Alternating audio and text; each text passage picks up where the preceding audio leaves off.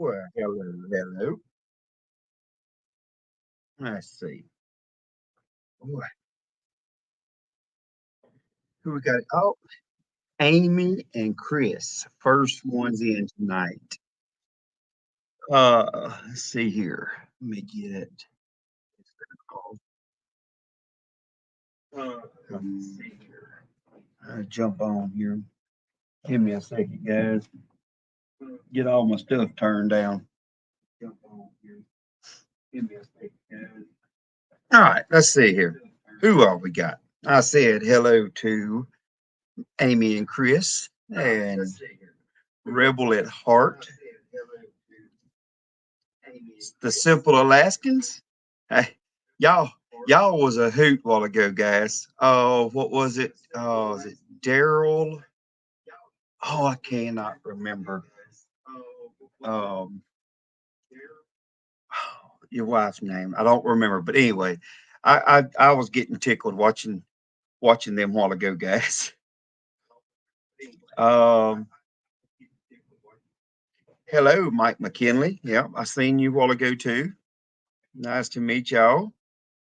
3B Homestead, Brooke and Colton there. Hello. There's my sister, Crystal. Hey, hey. Lynn. Okay. Okay. I'm horrible. I'm horrible with names. There's so many people I'm meeting on here. I am struggling. I will remember them. Like there's old Josh from Like the Oranges. He's an Alaskan now. Let's say.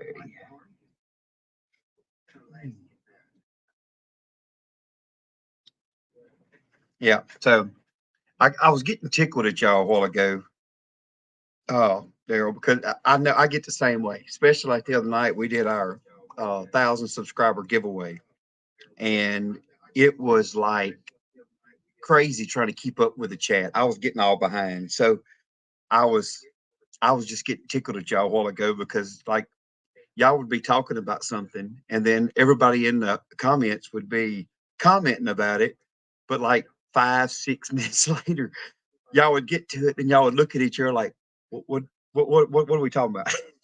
So I just,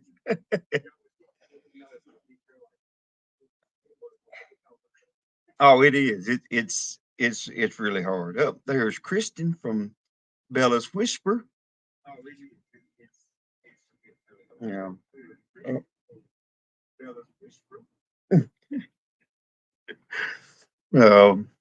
Um. Yep. There's Joe. What's up, Joe? So let me. I am going to get this shared. I need to see how. Let me see here. See if I can figure out how I can put this across the board here. Okay. Let me get. I gotta get some reading glasses on here. Let's see. Listen to your guess. So you can. Okay. Copy. All right. So your banner to summarize your talking points, displays calls to action. This is a. Let's just see if this. Oh, that ain't what I want. I don't know how to do the banner. So anyway, what I'm going to do is just drop this in here like this. Let me see, and I'll get back. I didn't have y'all pull it up there. So that way, if anybody that wants to join, let me see here. Let me get back up here and catch up with everybody. All right. All right. There was Joe, Kristen, Mike McKinley. See, is there who have yeah, Daryl and Lynn. Y'all was talking about y'all hadn't done very many lives. This is like I think my fourth live. So or fifth, I don't know. I've jumped on. I've been on some lives with Leonard Mountain Homestead. Um, with it's with several people. Rainy Ridge, I've jumped on with. So, old man King Homestead, how are you tonight? Remember to hit that thumbs up. There you go. Exactly. Exactly. Musgrave Family Farm. Hello. Miss Karma Lewis Acre Farm. We are headed home from Wally World.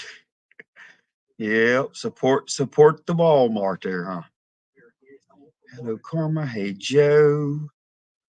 All right, I'm trying to get down here to the bottom. I was trying to figure, Amy, if you know, how can I post, and you may be driving and you may not be able to tell me, how can I post the link across the top, the banner or whatever? I don't know how I add that. That's what I was trying to do a while ago. This is Daryl. Lynn is cooking the chili spaghetti. The spaghetti and meat. We call it in Louisiana spaghetti and meat. It's basically you make a chili like sauce and you pour it over the spaghetti. Let's see. Bella, do you have YouTube? Yes. Somebody can share Kristen DeBella's uh Bella's Whisper Farmstead. Somebody share that link. Like I say, all y'all can share, do whatever. I don't care who puts on what. There's Ace. I see here, trying to catch up. Everybody's just saying, hey, hello, howdy, all those good things. I say it's our third, but Lynn says we've done it four. So whatever she says. Louisiana's like the other Florida. I think so. Oh, you're blaming your phone for you can't spell, huh, Crystal? I got it. I got it. All right, I'm trying to see. I'm hoping I don't miss if pin the link. There's what I was looking for that. All right, let me see if I can pin the link. Y'all give me a second.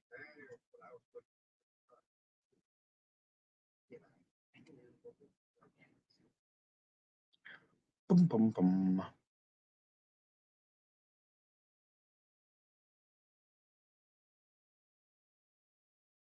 Yeah, I'm trying to figure all this stuff out, y'all. So let's see here. Add item. Nope, I don't want to do that. That ain't gonna do me no good. Do I click on banners, Amy? Is what I do. Open your phone on YouTube, find the link, hold it, and it should drop a box that says pin the link. Oh, on YouTube. Open my phone. All right. Y'all give me a sec. I'm trying to figure this out. That way I'll always know.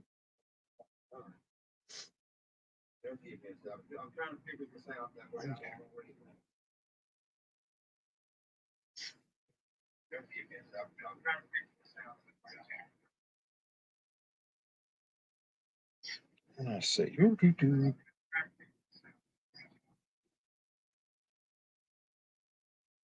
No.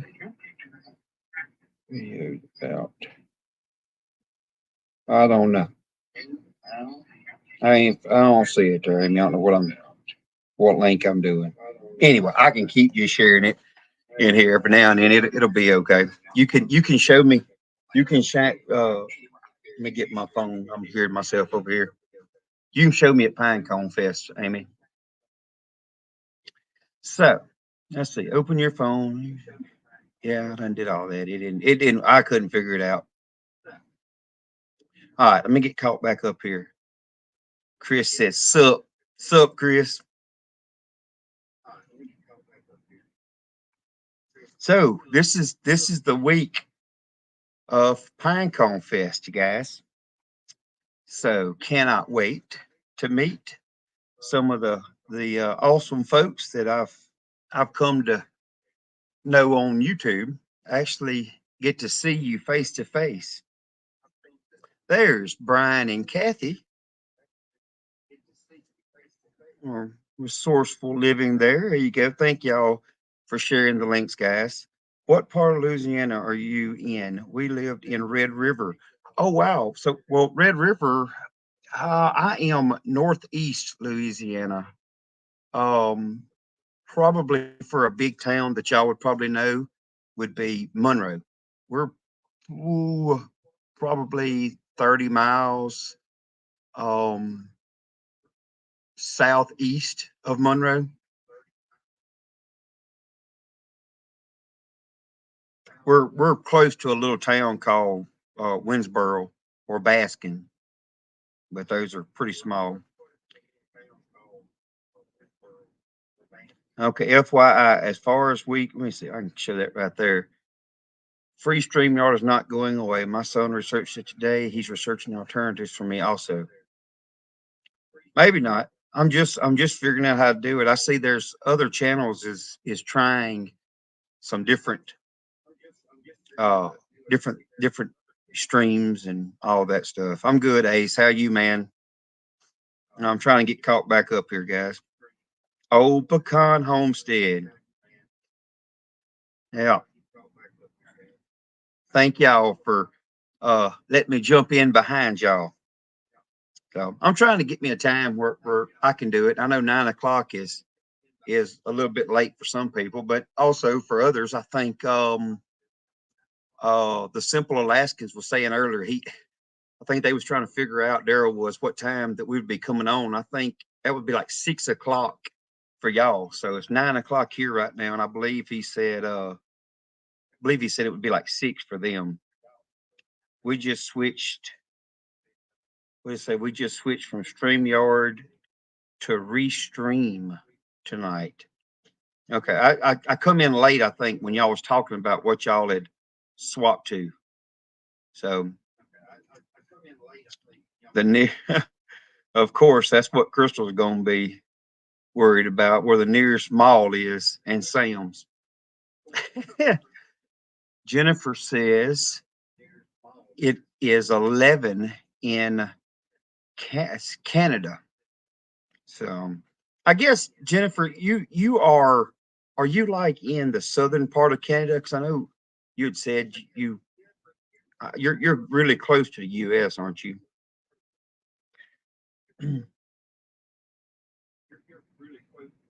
There you go. That was directed to y'all, Alaskan.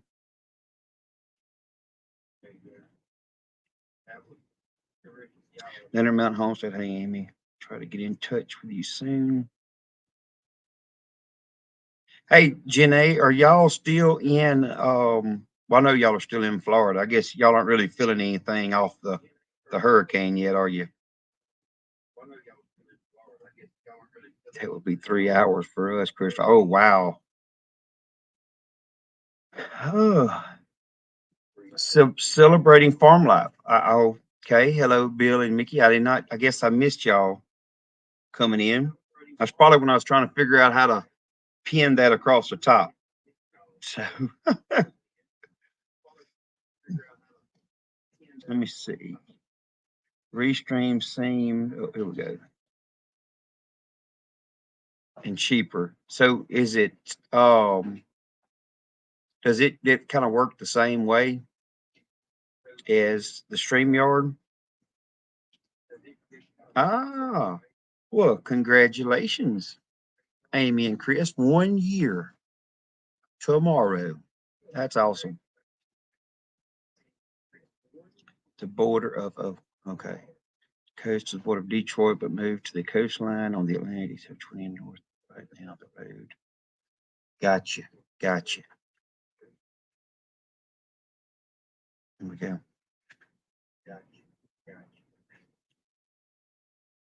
We're gonna let the Alaskans give us the lowdown on the restream tonight. Let's see. I'm ready to go get our yeah. I know which their mom and dad are in Florida right now. For the ones y'all don't know, mom had to have a knee replacement, and the knee replacement was last Wednesday. And so they're supposed to be there until they're supposed to be going to fly home Friday. I think I'm gonna go pick them up Friday. Mayor Crystal won. Hey, Avid, how are you tonight? That would be a question for Lynn. Daryl said he's just there. He's just there for the beard. So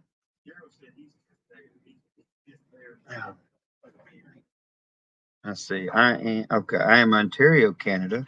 It's 10:15 there right now. I'm east of Maine. Okay, Jennifer. Gotcha. I'm literally from Ontario.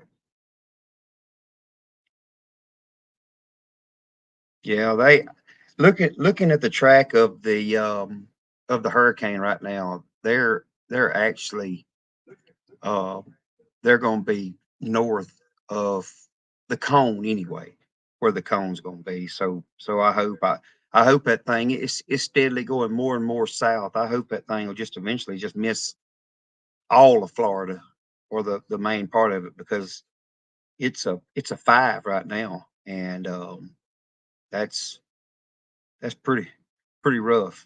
And they say I don't know how it's going to be a 5 and then make landfall at a 1, which I mean I hope if it does make landfall, it is a 1. I do not throw.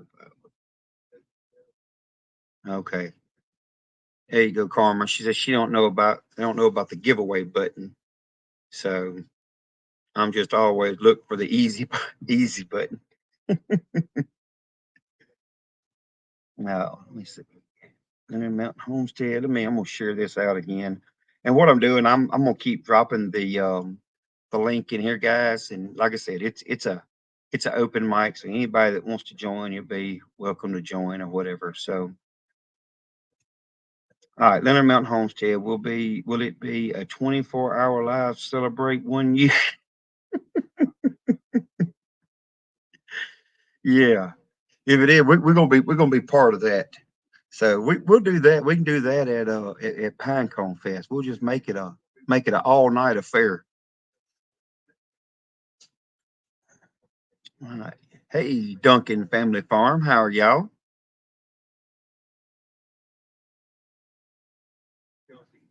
Okay, Jenny, thank you.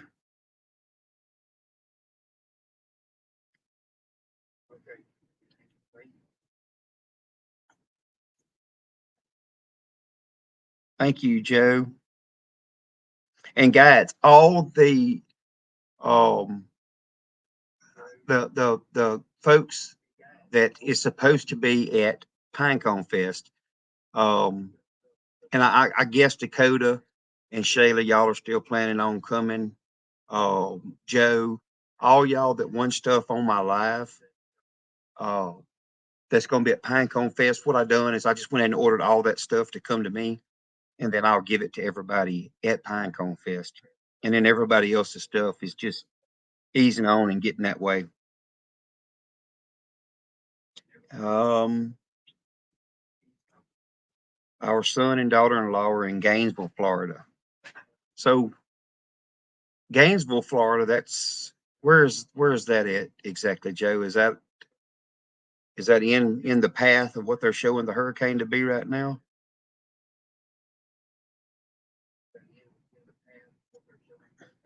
Hello from Drummond. Hello, the Oklahoma Okie. Justin, I got to check you out. So Dakota was talking about it a while ago. I want to check you out a little bit. All right, I'm trying to catch up here. Let's see. Here we go. Hello, Amy. Hey, Justin. We are sitting at 1,291 subs. We are so close to the 1,300. Oh, I know. I've got to like, which I gained like 4 or 5 tonight, but I've been hung up at about the same spot for feels like 2 weeks, Amy. Oh, there's my lovely bride. Hello, Miss Jessica. Oh, what is this? Hey, Trey, I heard the SEC is getting turned upside down lately. Well, I hope, but with the defense that we have, Dakota, I'm afraid that's not going to happen. So we have the talent. We got so many guys that's getting injured right now.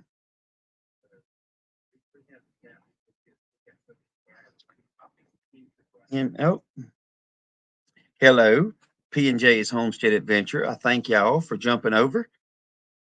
It was nice to meet all y'all on there tonight. So, like I said, I don't know what it was. It was one of them deals that just popped up and jumped over there, and y'all was pretty fun.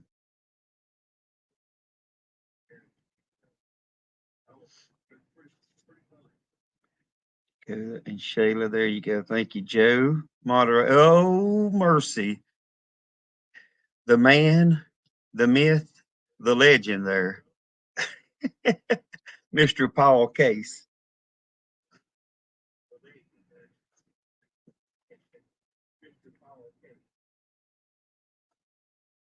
There you go.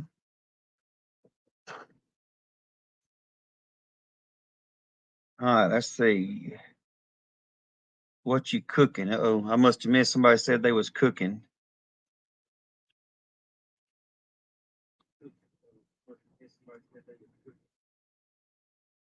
I just sold a big scale job that has to be done by November 1st. I may have to send Shayla with the kids. We will see. Oh, figured he would get away out of it. Figured you'd get away out of it. Oh well, I guess I have to give that bucket of twine to somebody else.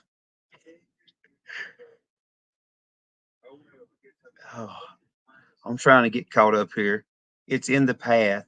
It's northeast of Tampa. Okay, Joe. Dang, man, I hope. Are they trying to get out? Are they going to evacuate or what, Joe?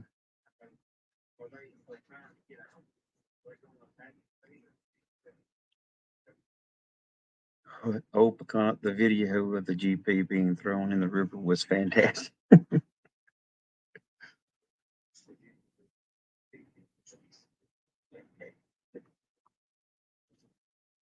Yeah, Jennifer, I'm the same way. I've gained a lot of subscribers. Oh, wait, I got all kind of people down here. Hang on. I'm sorry. I'm not paying no attention. Hello, Dad. I'm sorry. I guess I was just ignoring everybody along the bottom. Here's everybody. Hey, y'all. I didn't feel ignored. You didn't feel ignored? No, I'm pretty ignorant all on my own. Just ask anybody. How are y'all? Your mute's on, sister. Yeah, you're muted. Okay, There can you you go. hear me now? There you go. are. We can. Now we hear you. Yeah, I know. That's where they're home of the Gators. So, a Gator. Oh my goodness, boy, y'all. I don't know if y'all got much to be fans about this year.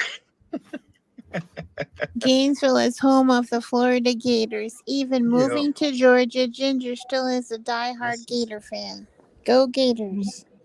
I'm trying to catch up. So, Mickey, how are you? We are doing good. Trey, I hope you do not mind if I share some information out really quick. Okay. And I will give a spot for somebody else that wants to join on. I know all of you have heard about the devastating effects of the hurricane in North Carolina and Tennessee.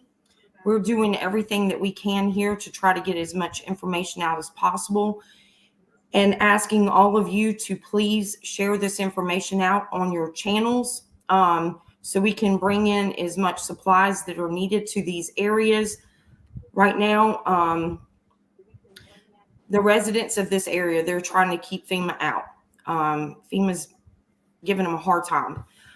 So there are local residents to the area that we know and are very familiar with, because there are a lot of scams out there right now doing donations, and especially these big corporations, they take a percentage of your stuff. Okay, so reason being, we have put out information out that the local residents of these areas are recommending for you to donate to, that are trustworthy organizations. They're listing, there's a group of people that are bringing in mules and horses to pack them down with supplies to get them to the residents in these rural areas. That's one organization that they're asking people to donate to. We're trying to figure out here, because our shelves here are empty. I mean, we're in South Carolina. So we went to our local Tractor Supply yesterday. The generators are gone. There's no propane. All the chips are gone. I mean, literally everything. It's hard. My husband's been delivering water to the linemen, and he's had to drive out of his way to go try to find water to take for the linemen. So the supplies here are getting very limited. So I'm going to try to reach out to several of you to see if there's something that we can do to work together. This is a very strong knit community. Sorry. Oh, hey, we lost you. We lost you this second there. Okay, So I'm sorry. Last thing we heard was you was going to reach out to several, and you went out on us. Yes. And if y'all want to reach out to us, see if we can't somehow pull our thoughts together as a community to help these people. My husband and I are at some point going to try to get up into the area to volunteer our time. Right now, we're just trying to figure out a time to go. And with the road systems, I-40 is out. There's areas that are out. So we're trying to figure out a possible route in and out back home. But this is going to be a very long process. So what we're asking for is anybody right now. I know that we know times are tight for a lot of people. But just keep that in mind. This is going to be a long lasting process. So if there's nothing that you can specifically do right now at this specific time, 6 months from now, these people are still going to need help. So just keep that in mind. But we have listed two things. We've listed several of these organizations that the local residents have put out for anybody that does want to donate. We did post up a video yesterday. So if y'all either want to share out that video or go into our description, because that's where all this information is listed. If you will share out that information in any of your videos, just to get this message out. But the other thing is trying to, like I said, if y'all want to personally reach out to us, if you're interested, trying to put our heads together on this. I know a lot of y'all are out west in different areas of the state. Y'all have supplies more than we do right now on your shelves. And see if we can't do this together as a community and get something going for these guys. Right now, we're praying for Florida. You know, we've got this other system coming up through here, and it's bad right now, y'all. We've got to look out for each other because nobody else is coming in to look out for us. So where are y'all at exactly? Exactly what part of y'all? Okay, we're in the Midlands of South Carolina. So luckily, it's kind of crazy how that storm came through here. We got very minimal damage, but our upstate area and down in our Aiken, North Augusta area, which is closer to the Georgia line, in our upstate area got hit really hard. And I don't know, it's almost kind of like it came up, hit the bottom of the state, and kind of went around us, and we're just thinking. Can y'all get out to head like back toward Louisiana? Can y'all get out that way? I think so. Yeah, it's just basically the interstates going up towards like North Carolina, like I-40. There's a section on, I believe it's this side of Asheville. It took out I-40. And there is, from what I understand, a section of 26 in I'm probably pronouncing it wrong, Buncombe County. Like but I'm trying to think. I was trying to look at a map to find. Give me a town that's close to y'all. a town. We're right outside of Columbia. Let's see. So we're pretty much in the central part of the state. I'm seeing how far that is. What's the? So it's like 9 hours and 50 minutes, about close to 10 hours. Mm-hmm. So that's what I was just trying to see. Finna say I've got. Just trying to think. If I could make a trip and bring those like waters and stuff like that. I've got a little closed in trailer. Okay. I don't know. Let me see. I work off Thursday morning off nights, and then which we're going to plan on going to Pinecone Fest Mm-hmm. Saturday morning. Mm-hmm. But after that, I will get with my wife, and it may be I'm see if we can't get some supplies, Okay. just I waters appreciate and stuff like that, and nothing else. It may be one of them deals. I don't know if your husband can, if he could get out. If I might could meet him, Right. meet some, And make if arrangements. somebody would be willing to do that. Right. Okay. Well, let's get our heads together on this and see what we can come up with. We were even talking too. It's going to be getting cold in these areas too. These people are going to be needing coats and things like that. I don't know. So, like I said, I don't know. I mean, even if y'all are going to the Pinecone Fest or something, trying to get more word out to a lot of people and see what we can do. I don't know. Yep. I guess at this point, it's almost like you feel helpless. You feel almost like you feel guilty that you came out of it with very minimal damage, and not saying that I wanted, by far, wouldn't want to have to be going through what they're going through.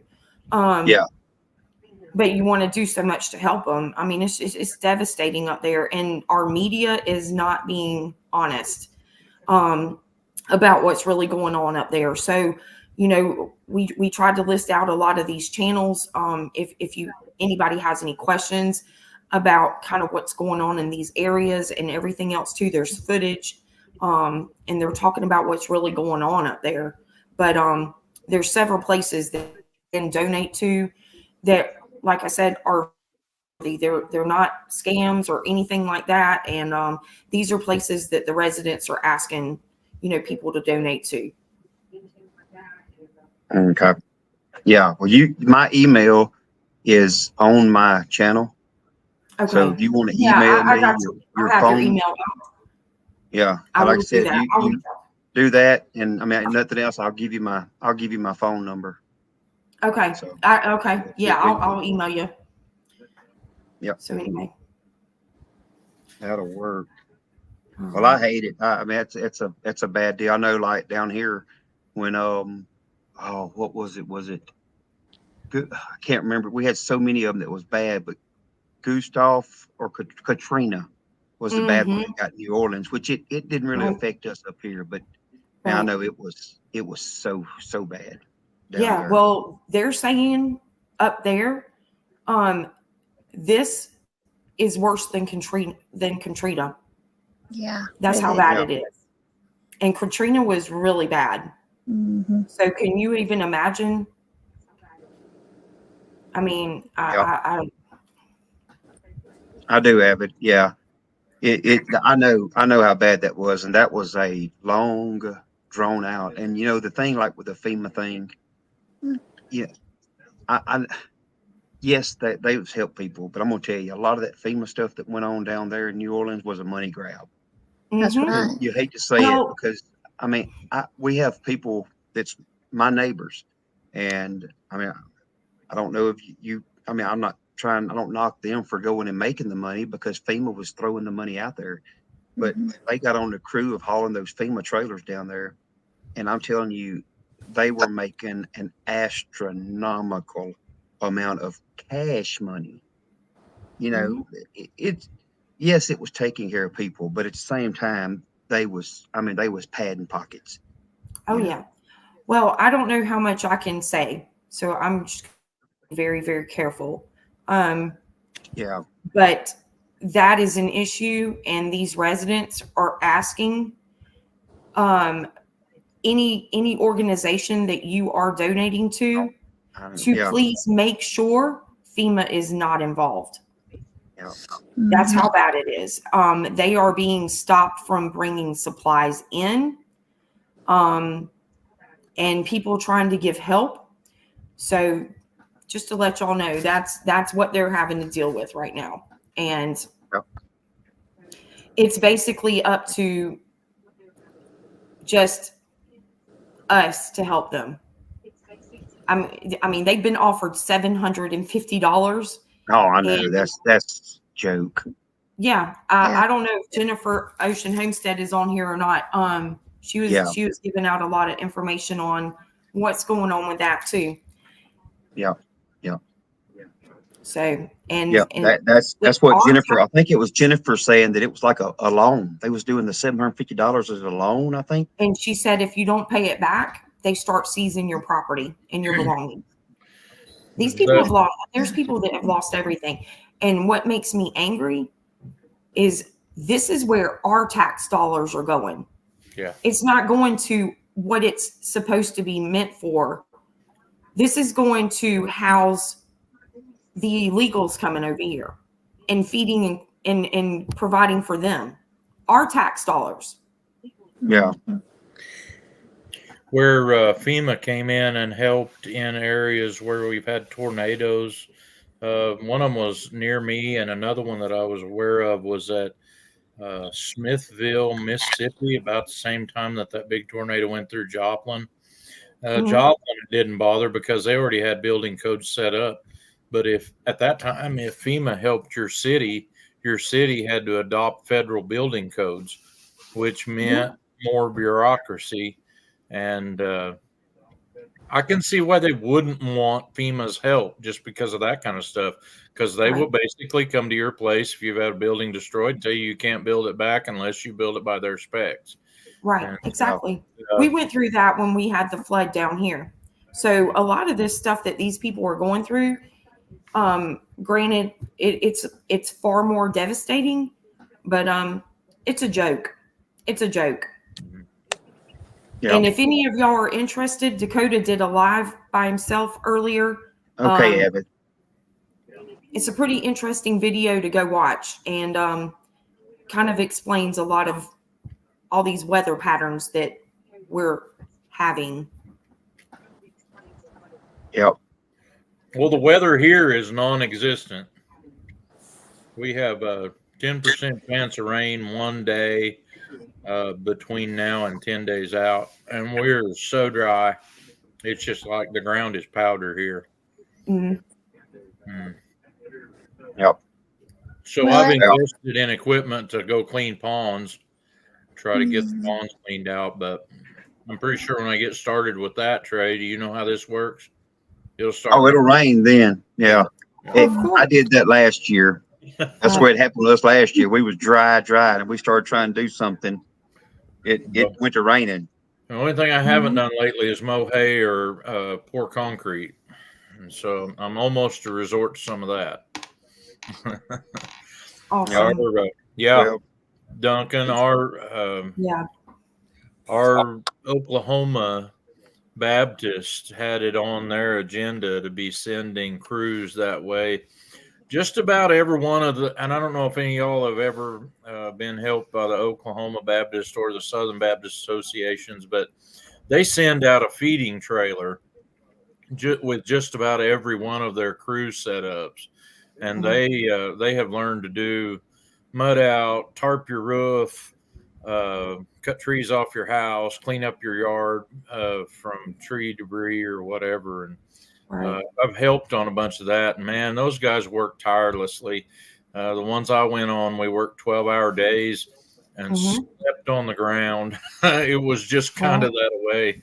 And by the end of a week of that, I needed a year's vacation, Trey. It was it's tiring work, and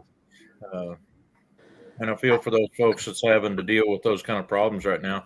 A lot of those kind of things, there's no real solution to it except to get in there and grab a hold of it with your hands and get started. Right. And these people, I'm telling you, these are our mountain people, and they are strong. They're They are resilient. very strong-willed, they're resilient, and they are proud people. And you know, there's a lot of stuff going on, and they're going to stand up for what's theirs. They're going to fight for what's theirs. The people who originally moved into those mountains were the ones that came here to get away from a government that didn't like them, and they moved off into the mountains, and then the government found them again. Yeah, well, I tell you what, if anybody needs to know anything about survival and prepping, that's the people that you need to be listening to, because they know how to survive without running water and all the stuff that we've become accustomed to.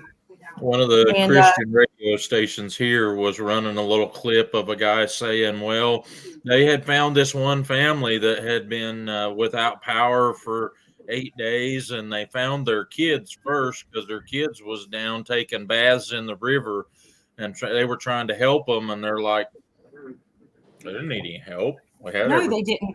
And our government went in and told these people that they were poor. Yeah. Because they didn't have running water and electricity. And look at what all this, I just, go back and look at how our government treated the miners and letting those mining companies come in and have complete control. And these people were slaves to the mining companies. They didn't get paid. Their paycheck, when they got paid, they went to the store in the mining community that the company owned. So their money that they were getting paid went directly back to the mining company itself. You know that song 16 Tons by Tennessee Ernie Ford? That's exactly what that song was about all them years ago. Have you ever heard it, Trey? Yeah. Yes, sir. Yes, sir. That old saying, fool me once, fool me twice. Yeah, they're not going to be fooled anymore. They know how our I mean, these people have been on their family land for years. They're not gonna just walk away from it. Yep. Well, the best like thing I said, is to be sovereign citizens. That's what makes a great country. Yep. Yeah. Hey, Well, Dakota made a comment there. I tried to get involved with the disaster crew, but the church told me I had to be a member. Well, the Baptists do a little bit different than that. You are supposed to be a member of Southern Baptist Church to be on their crews, but you have to go through a training deal. And they had to do that so that the Red Cross would even let them into areas where there was disaster. And so the Red Cross and the Southern Baptist Disaster Relief have become very good friends because the Southern Baptists cook better than the Red Cross does. And so the Red Cross would want to go wherever the Southern Baptists were going so that they could eat good with everybody else. okay, Abbott. Yeah, well, like I said, as far as it goes, I dropped my email in the link, but my email is on my page, my channel. It should be just in my description. But like I said, you'll send it to me. We'll see if we can't get something worked out, and we'll see if nothing else. If it's a halfway meetup or something, if I can just do a halfway. Right. If y'all have a way to haul a bunch of stuff, I can load down and come meet halfway, if nothing else. Yeah. So if anybody else out there has any ideas, definitely reach out to us and let us know. We are trying to put our heads together and our thoughts together. And I have a contact information if everybody has a pen and paper, or if y'all want to just replay this video. There's contacts in Asheville, North Carolina at the Garden Creek Baptist Church. And the contact email, if a moderator can write this or type it as I say it, is David Son like Davidson, one word, Flight Academy at gmail.com. Asheville, North Carolina, Garden Creek Baptist Church, 321 Garden Creek Road, Marion, North Carolina. So that's Davidson Flight Academy at gmail.com. That's the email contact if you're in Asheville, North Carolina, through the Garden Creek Baptist Church. Now, if you're in Florida, Perry, Florida, there's a contact with a phone number. It's Kim. She takes deliveries. Now, we're going to have a category 4. It's a category 5 now, Milton. Jimmy from Jimmy's World, he has a lot of planes and stuff. And he turned an Elvis plane into an RV. These are boots on the ground, local citizens, people helping people without FEMA, no FEMA involved. They're taking all the supplies.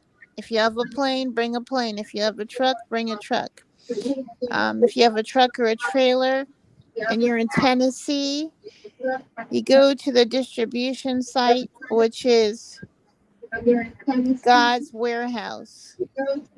And that's 3441 West Andrew Johnson Highway, Morristown, Tennessee. The email is tnrelief@outlook.com. Contact for Tennessee. If you have a truck or trailer, you go to that distribution site. If you're in Florida, the upper state, Perry, Florida, the contact is Victory Baptist Church. That's 580 U.S. Highway 27 in Perry, Florida. You want to call Kim for delivery.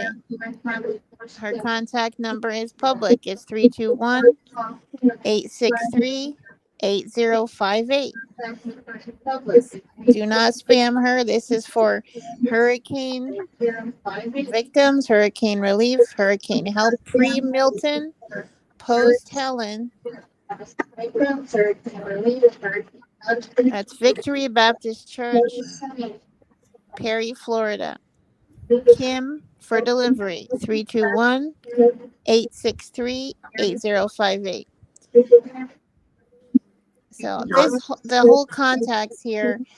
There is also a website that 100% of donations goes to aid to hurricane victims and is distributed by people helping people, boots on the ground.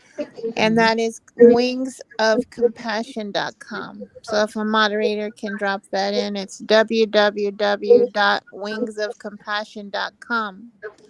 And 100% goes to the aid of the hurricane victims. And if you have an airplane or supplies are delivered, if you have supplies or an airplane or trailer, you're delivered to the FBO, they unload it, they tag it, they pick it up by the local organizations at these following contacts and information. Things like cleanup tools, shovels, gloves, rakes, protein bars, diapers, all sizes, formula, baby wipes, baby clothes, sports drink powder, canned goods with pop tops, soups, stews, things like that. No heating required. Small bags of dog or cat food for the pets. Any kind of cleaning supplies, hand sanitizer, flashlight and batteries. Mostly AAA, AA, and D batteries. Water, soap to clean. These are the supplies and items that's needed. Basic items. And through this website, wingsofcompassion.org, 100% goes back to these boots on the ground, and they're active. They're unloading their planes, their trucks, their trailers. They're active in Florida and North Carolina and Tennessee, and they're helping as many as they can, and they are tirelessly working. And I tried to post a live today with that information, the audio and video of the governor of the state, and the live is in the description. So I'll try to drop that link in the chat, but it's wingsofcompassion.com. And then if you need those contact information, I can see if I can grab it and email it to Trey. Okay. All right. Yeah. Well, like I Thank you, said, if we can do something, get it to, and I mean, if y'all need something like direct like that, that's what I'm saying. I don't mind coming and maybe meet halfway or something. And if we can do something like this, if it will help, we'll try to get it together in the next couple of days. And if so, when I go to Pinecone Fest, if anybody there wants to donate a case of water or Right. anything like that, maybe we can, Right. if I And can we work can it out, we can if I can work it out to where I can go in the next couple of days, I can let people know. We'll do that. right. So, And Trey, if that's something you can do when you go and you do collect any kind of supplies like that, and like I said, we're trying to get a time to get up there and make a delivery and see if we can't volunteer to help at least relieve some of these volunteers that they have up there now, and try to make arrangements to get up with you. And like I said, I'll shoot you an email. We'll get on the phone and we'll talk, and we'll put our heads together on this and try to see what we can't do to get something taken up there. So if anybody does want to donate anything like that, yeah, please let us know. And if you think of anything else, let us know too. The ones that we posted in our description of our video is just like Janae is. A lot of these ones, they're boots on the ground, and so they're good places. And you just definitely use your discretion. I'm not gonna pick one over the other. People have different feelings on things when they donate stuff. I know, I think it was Jennifer Ocean Homestead, Pinball Preparedness does have something personal that he is doing, and he is keeping track. He is very honest, very trustworthy. So that's one we recommended as well. And they've raised well over $200,000. And they are physically going out and buying the supplies that these areas are saying that they do need. And they are getting the volunteers to take these supplies in to the places that they know need them.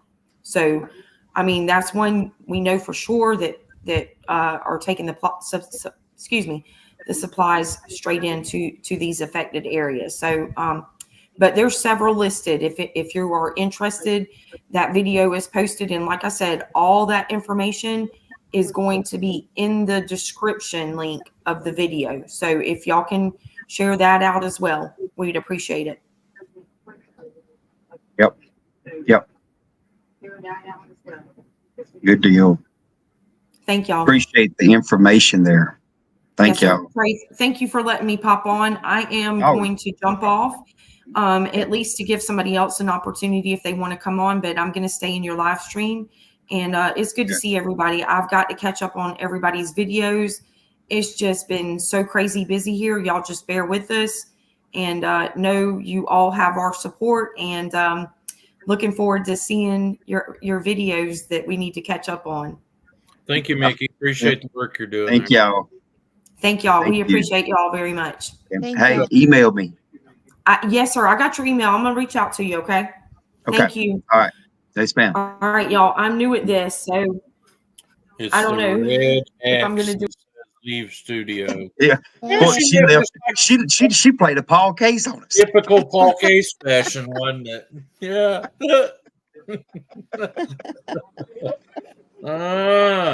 Well.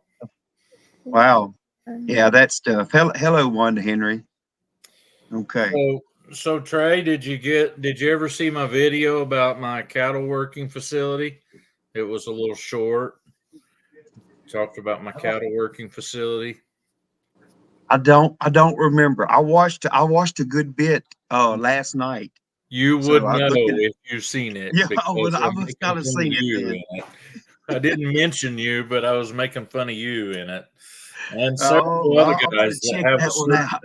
that have a certain brand of equipment. You know. Yeah. Yes, she did. She did, Amy. She was like, "Boom, gone. I'm out of here."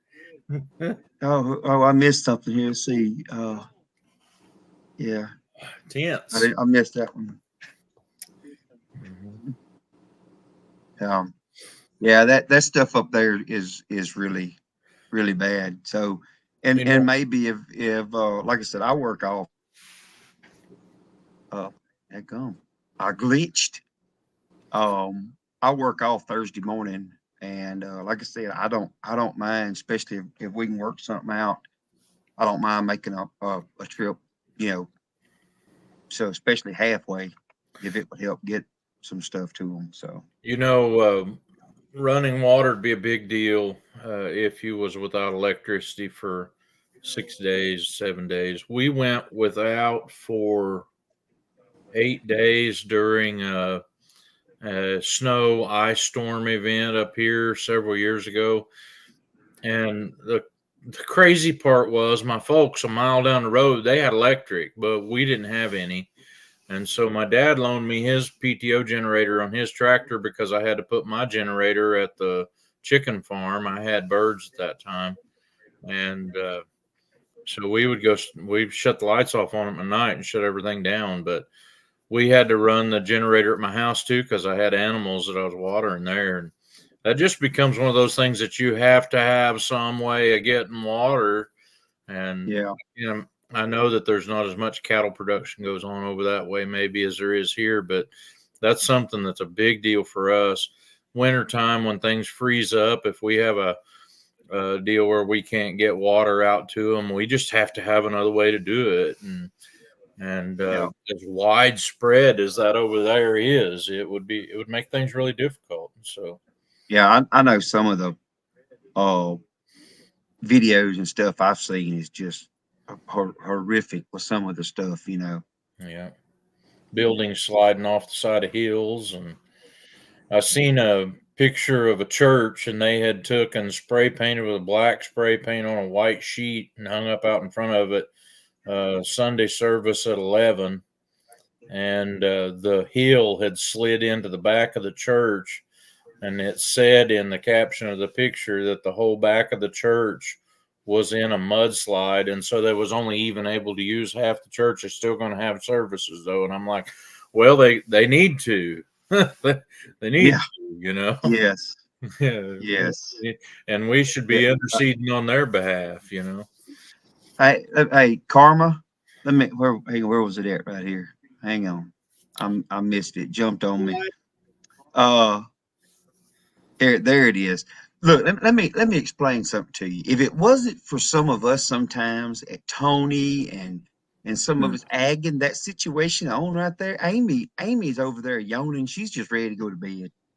The girl that I don't stays know up about till 1 o'clock in the morning to do a 5-hour live. Get real.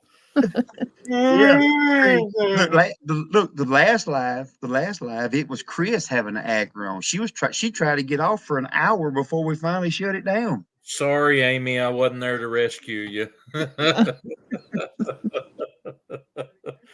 Well, it's fixing to be my bedtime. Yeah. Yeah, so if I go disappearing, you know what happened. It's fixing to turn 10 o'clock. I might just disappear. Yep. So And just so you know, you'll find the right video or right short of mine. I will be on there and just I hadn't watched anything today since I've been at work. I've jumped on several lives. I jumped on, oh my goodness, I went blank. The Alaskans or whatever. The simple Alaskans. That's what it was. Just so happened, I think their name was Daryl and Lynn.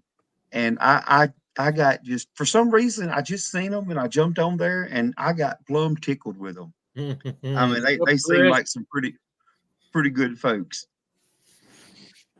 And I mean, we've had, we chatted there, and it's been several folks has jumped over from them. See what happens, Paul. I don't know. Yeah. Oh, look at it. Look, you see that though? That's Amy. Amy's going to bed, but Chris, so he's there. Just started. He's just getting started good. Oh, don't worry, Amy. I will be there. We might break a record tomorrow night. I won't be there till late if I remember to get on.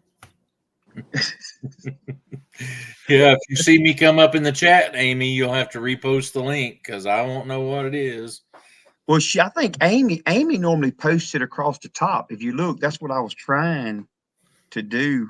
Some of that stuff that they do, it makes you really scratch your head when you try to figure out how to do it, like leaving the studio. Most folks don't know how to do that, and you just push the little red X. Well, now, Karma, I have to tell you, if you're talking to me there, I was sleeping today because I'm working nights right now. So when you have live during the day right now, old Trey is, I might be over dreaming about a live, but I'm not on nothing to be getting on a live. Well, Paul was trying to make firewood, believe it or not. Yeah, trying to make firewood. Spent a day making firewood today, and doing couch chores, which I have more of them to do in the morning. Always, couch chores is kind of like laundry. By the time you get done with it, it starts all over. That's right. That's right. No, heard that. I had went out and wanted to make a video about my new homemade cattle working facility here. You know, I got rid of all the old wood that I had put up like 15 years ago. It's all panels and pipe and gates that swing without having to be carried, which is really nice.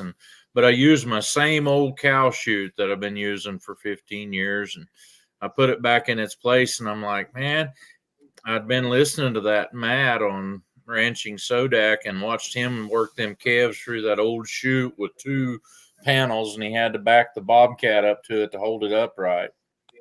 And I thought, he's right. It works almost as good as an AeroQuip. So I seen that one. I seen that one with him. So I went out there with a Sharpie and wrote a name on my chute. And you know, those AeroQuips say AeroQuip on the side of them, and then on the front of them, some of them say Q-Catch. Yep. Catchy stuff right there. And I'm like, mine's almost that good. So I wrote AeroQuip on the side. I wrote U-Catch on the front. And I'm like, this is my new to me cattle working facility here. I got this chute, and it's called an AeroQuip because I have to do everything by trial and error. And then it's a U-Catch because you can't catch it unless you catch it.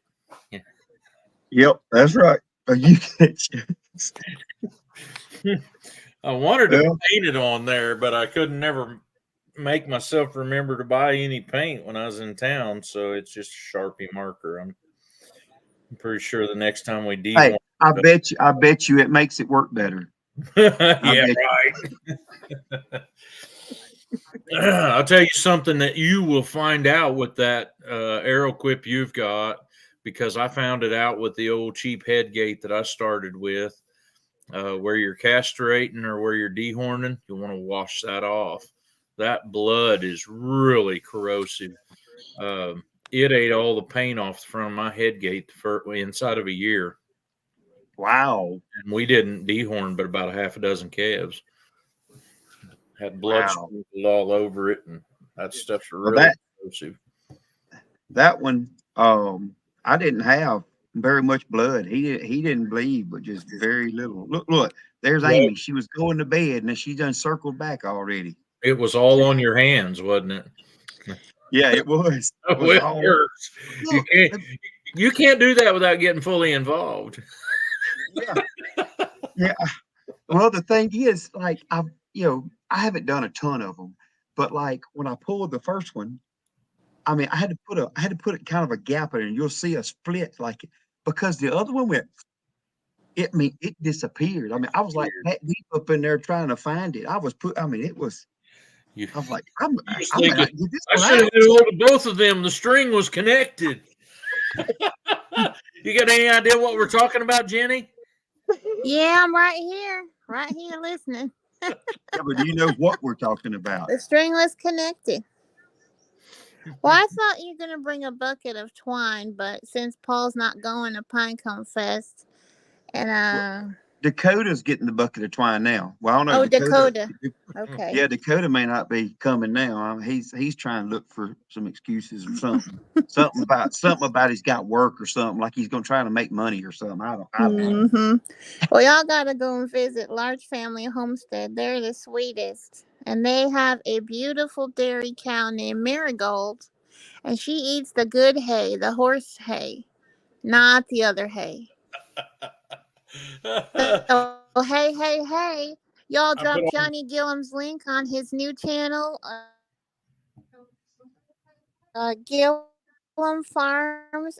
Gillum Farms Outdoors and More. That's Johnny's new channel, and Christine designed the logo. It's so nice, so beautiful. Y'all go and see it. And tomorrow morning, y'all, you got to catch Jack Dyer. So Jack Dyer and Large Family Homestead go live on Tuesday. Jack goes on tomorrow morning on his new channel. I don't know if a moderator can find it. He goes in at 4:20 a.m. Central Standard Time because he goes into work. And I know that's early for some of y'all, but I'm sure y'all can watch it on the replay. and Jack's on a new channel. Jack's new channel, yeah. Bible reading is Bible read. What is it? Bible reading and coffee Yes. with Jack. Yeah, that's something like that. It's Jack's. It's daily Bible And coffee with Jack. If you can pull it up. Daily Bible with Jack. And drop the link. Yeah, let me see if Oh. any moderator can do that. Well, y'all Sorry. dropping that Dakota. What I was going, we want to put some scales. I've been looking at some Amazon specials, and you might cringe there. I mean, you a scale guy, but we've actually been looking at, I don't know the name. I think it's actually in my cart, but it's the 4 separate legs with the screen because I want to build a scale to be able to put in. I think, yeah, we have the Air Equip, the all-in-one. Here go Paul. We got some I type got an idea for this scale thing. You got an may idea. show my redneckedness just a little bit, but I got an idea. Yee-hee. Now, Jack has a redneck weather report. What are you going to get, Minister Paul? I ain't into none of that like that. And if you ain't figured out Jack's redneck weather report, That's tells right. you what the weatherman can't even tell you, and that's what's right. going on outside right now. Now, if you go to the dollar store and get 4 individual, I wanted Henry. you can weigh something up to 1,000 pounds, I think. I do the math on all 4 scales. Yeah, and you got to get them to stand still. Coffee. Stand still now. We're going to take your weight. I'm not sure. Jennifer said, if I disappear, I passed out, I can only handle 1, 2 days. Oh, Jennifer. Oh, the link, and I need to get on here. Hang on. Let me get it shared with you. We have done We He's- we have got him upstairs because I've talked about some Amazon scales with him. Hang on. he's probably going to tell us how that won't work, and I already know it won't work. But I thought it'd be funny. Dollar Stop special, Crystal A said. dollar stove. She said dollar stove Store. special. That's A dollar store special. literally 12:09 here. Smoky. Happy Tuesday. Hey Jennifer, did you get my email earlier? I just thought about that. I don't know if you got it. I sent you a address and stuff. She may be done jumped off. She may be done passed out on us. Oh, okay. Gotcha. Me too. Look, this man, if this is serious, when he's done went outside, he's walking around the yard, you know it's gonna get deep. That's right. All right, Dakota, let us have it. All right. You have to ignore. Hang on, I gotta close YouTube, I think. You're echoing, huh? Mm-hmm. Just a little bit. All right. Am I on StreamYard still? Okay, That's there we right. are. Yeah. There you you're go. up. You're on here now. Mhm. Now, you don't want to buy anything off of Amazon. I'll tell you why. If one of those load cells goes bad, you're gonna have to buy that whole kit in. Because you can't find just one of those off-brand load cells. Now, I can do you the same thing for about the same price. I order mine. I do get mine from China, but what I do is I order them industry standard to the standard of what we use here in the United States. All comes from China anyways. I'm looking for some of my stuff. But with that being said, if one were to go bad and I was not there to help you, you could call any scale company in the United States and they'd know exactly what you need. You know what I mean? Yeah. Okay. Where Look, Shayla does. the man, he's still. Oh, now he's going to blame Shayla because he can't find it. Right here. I got boxes of them You're gonna right show here, it. and I put rack cable on my load cells when I have them ordered, and I order little weld-on blocks with them. If you want to put it on yourself, you just weld that little block on, and it's 1/2 by 20 thread, not some metric bullcrap. Well, I don't know about the thread, but that is what I was looking at. Had the same weld-on deals like that. But I can. So if you have like a certain spot that you want to mount them to, you get me measurements and stuff. I fabricate stuff like that for people all the time. If you just want to do it yourself, I'll give you a deal on a set of these load cells. Okay. And I've got to get. But do you have the display, or is that just something I can get? So I'm working on ordering some new ones. It'll be maybe a month or so till I get them in. But I do order those from China as well. But I make sure that they're calibratable in pounds. A lot of that Amazon stuff, you're going to have to convert whatever you're calibrating with to kg, and it's just a mess. But, will those fit on the error quip shoot too? An error. Hey, it just depends on how good a fabricator you are. Oh, you should see some of my work, man. I mean, I have put a pickup truck back together from the dead, y'all. Yeah. And the only thing I had was a stick welder and some dynamite. This is what I was working on earlier. I've been putting my Chinese backhoe back together. Yeah. After I bent the bucket. I got a few decent welds on there. Are you able to get the Chinesium to melt with the United States metal you're using there? I'm pretty sure that steel that I'm using is from Mexico. Oh, okay, I got you. Can't even get American made steel either. Yeah, so it's Chinese Mexican now. Yeah, but it's American labor. Mm-hmm. That makes the difference. Them whales look good from his house. All the way to Hey. Alaska, them whales look good. He said. If you've seen some of these welds, some of these Chinese welds, you know what I'm talking about. Oh yeah, yeah. I bought a gooseneck trailer one time. It looked like the guy didn't know how to move his wrist when he welded it. It was just Drug it. is it. Oh yeah, nice. Some of these were pretty bad. Like well, I don't know if you can see this because it's dark now. You can't see it. Well, I don't know how to turn. Can you turn the camera on? Yeah, Can you turn? on the if you got on a, I don't know about streaming, but yeah, if you got it on the back, you can turn. Yep, there he goes. Maybe, and we may have lost him. No, I just turned it off. Yep. There he goes. Yeah. You can. I know you can turn if you're on the back camera. You can normally turn your light on from the back camera. Now the front, if you're on the front. Yeah, I'm camera, on the front. I'm on the front camera though. I don't know how to switch it. I'm not sure. Mm.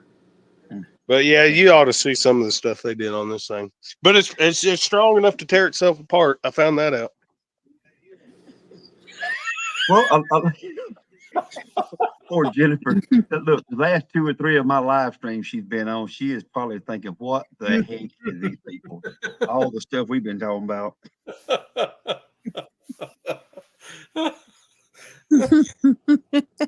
They don't have cattle on the island. What's the deal?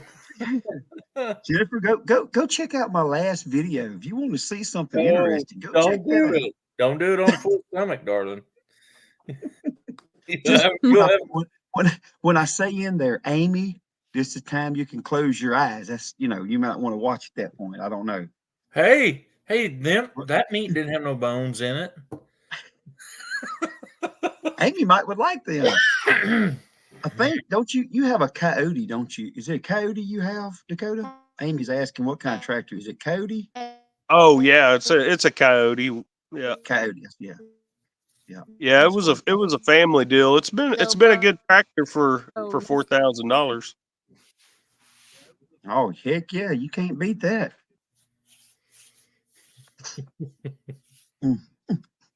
Poor Amy. So yeah, but man, look, Amy, you take it and you squeeze it, and you take you a knife and you cut around the edge and it pops out, and you take it and you get you some flour. You flour Did you it up, eat season them? and fry it. Not them, because it wasn't but 2. That really wasn't worth it. Those were pretty small too. That last one that I cut were pretty good size. Yeah, but we did the last ones we done. I say a bunch. I think I cut like 5. We cooked them. Yeah. So we didn't need that German short-haired pointer, that GSP that you seen in that water trough. That's what got to eat them too. Yeah, I threw whenever I cut that the last one that I actually cut. Whenever I cut him, I threw one to the dog and I was like, "Oh, you idiot! What are you doing?" But the other one, it got eaten. Had a little snack. Yeah, they're not bad. It ain't too bad. Amy. Let's see. We need vehicle chatter and more talk.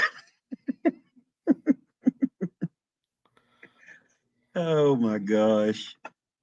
Poor Jennifer.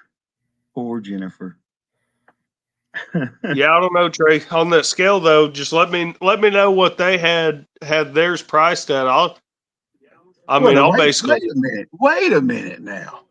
I gotta let you know what theirs was first. I'm trying to figure out how good of a deal I could give you. I ain't trying to make money, but like on the indicator, like on the load cells, I got tons of those on the indicator. I don't know, after I ship it to you, if I made $100 off of everything total, that'd be plenty good. But like the load cells, I got those things dime a dozen. The indicators are just hard to get. They take it forever. I got you. Yeah, we don't have anything. What I was gonna do was build something to go in my air equip that I could put them on, and I could take it in and out, because I'm not worried about weighing every time. Because like right now we've got one guy's buying 2 from us, and he wants them at a certain weight. Well, we don't have no way of knowing when they get there. We can look at them and say, oh, well, they're somewhere between here and here, but it's not that big of a deal on these because it's a set price. He's not paying us by the pound. Yeah. Him and Dad's already agreed. It's some of Dad's. So, but we want some scales, and I think they're probably still in my cart, the ones I'd put in there, and they're built the same way as what those are you got there. Yeah, with they the look wood the on same. tab and stuff. Yeah, they look the same, but the gauging, the way they calibrate them and gauge them, they're metric. So Yeah, it's like it's about impossible to find an exact replacement. So if one goes bad, they don't, and they don't match it, it'll never weigh right again. yeah. What Yeah. what weight did them go up to? 10,000 pounds total. Wow. You'd have to have a lot of those Dollar General platforms. I could just put them on my scale, the whole scale. They'll do 10,000. I'm sure the whole chute won't weigh that. Yeah, but you'd have to have 1 foot apiece on 4 of those bathroom scales to make that work. That's right. It'd take quite a little bit of duct tape to hold them down too. I think Dakota froze up on us. He took him a screenshot there. Yep. Jenny just left us, so we're not Yeah. like peas and carrots no more. Yeah, Paul's thinking about going to bed. Yeah, the indicators, Jennifer, that's the display. Those little deals that that Dakota was holding a while ago, that's what you would put on the ground, and it sends the information to that scale head that actually tells you what your cattle or whatever you weighing. So the dollar stove, she said.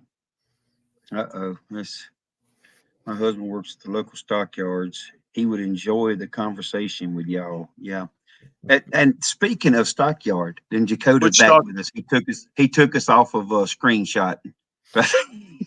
I guess like I was over in Amazon trying to figure out which scale you could have found, but I'll find it and send it to you. Speaking of stockyard. Oh, speaking of stockyard, I watched your live that you did. I think it was, I don't know, it was probably a couple weeks ago or so. I didn't look at the exact date, but when you went in, that was a pretty cool setup where the whole ring is the scale. That sounds expensive though. Oh yeah, you're probably, for a scale like that nowadays, you're probably talking in the neighborhood of 150,000, something like that. Oh, that's in that Paul Case range. That ain't in my range. Never mind. No, I just borrow somebody else's when it gets that expensive. So I actually have another video up, actually going underneath that scale. But if more recently, if you've seen the video where I was, I think I did a short where I was adjusting a mechanical scale, and I showed some, what it looks like underneath a mechanical truck scale. That is the exact same type of scale as that livestock scale, except it's a custom scale it's a big square rather than, like a 70-foot by 10-foot truck scale. Yeah. All that really is a giant truck scale, but it's like 30-foot by 40-foot. It's a big square. One that they have at the Joplin Regional Stockyards, not very far from me, would actually be exactly the same as a truck scale because theirs is really long and narrow. And when they did that, they did it so that they wouldn't have a pile up at one end or the other. And it's worse than what it would be on like a 30 by 40. I think their scale might be 80 feet long, but only like 10 or 12 feet wide. They've got something like what you see at these seed places or whatever, where they pull a truck across it. What I mean, like for a whole truck scale. Yeah, that's what they use. Now the Welch Stockyards where I sell has like what you're talking about, probably a 20 by 20 maybe, or a little bit bigger than that scale. Well, that one he had there, it was pretty nice. looking. They weigh them on the ring. That way, everything that goes through there, you're watching it while they're weighing it. Yeah. So you can watch an old man come up there and lean on the scale while they're weighing somebody else's cattle you're trying to buy, and he don't even know he's done it. Yeah. Okay. Yeah. Well, at least you could see that in real time. If the scale's in the back, you don't know what they're doing with it. Right, right. And I can tell you this from experience: sale barns, if their scale's broke, they will fake it till they make it, and they'll do a whole sale with scale wrong, just so that they don't have to tell people they can't do the sale. Yeah. Yeah, there's no backup on that. No, that's a done deal there. Yeah. Well, But- go ahead. Oh, I was going to say, with those big truck scale type cattle scales, what a lot of them are doing is it's not technically legal. Is it basically, if it's not a mechanical scale, it's not actually legal on those big giant scales like that, because the sensitivity of the load cells. You got to think, when you got a weigh bridge that's 70 foot long and you got a 8-inch thick concrete slab, those load cell capacities are so high that the sensitivity is not legal down to 5-pound divisions. Most times they're only legal at 20 or at best 10-pound divisions. So you could be, those cows could be weighing, 40 pounds, 30 pounds, lighter or heavier than they really are, because when they capture that weight, that scale's a little drifty and it's not exact. I have no idea what Welch's tolerances are on theirs, but the scale at Joplin, it hits a 20-pound medium. It like you won't see certain numbers on it. It'll be above that or below it. And see, so that's crazy, because so that tells me they're probably using digital scales, and that tells me that they're selling at 20-pound grads where it's legal, where the legal INTEP and class for that scale is. But what's crazy is Packers and Stockers requires cattle to be sold at 5-pound divisions. Yeah. I always wondered if they had to get those inspected. I'm sure they do, because it's part of what's used in trade. But where would you look for the sticker where they inspected them? The same outfit inspects all those kind of things that inspects the gas pumps at gas stations to make sure they're giving you a gallon of gas when it reads a gallon of gas, right? Yeah. Yep. So usually it's the Department of Ag in the States. They do the. So I'm licensed by the state of Oklahoma to calibrate, repair, and place in service legal for trade scales. But in Oklahoma, what they do is once you place in service, eventually it could take a year sometimes, but they'll send a state guy behind you to check it. Yeah. I don't know as far as the scales go, but up at ours, they have to have 2 state people there, ag people there, at all times at our sales. They're there from the time it starts to the time it ends. Yeah. The one at Joplin, and I watch a guy, you guys might know this fella. His name's Corbett Wall. He puts out a cattle market summary on YouTube every day of the week and gives results from different stockyards around. And his channel name is Cattle Market Summary. But he was talking about a sale that they had, selling a whole bunch of calves. They'd had a big run of cattle at Joplin stockyards. Normal runs right now are running like 6,000 to 8,000, and they had 14,000 for one sale. Well, a lot of that was because the owner of the stockyards pays a lot of people to background his cattle, and he had a whole bunch of them show up that day.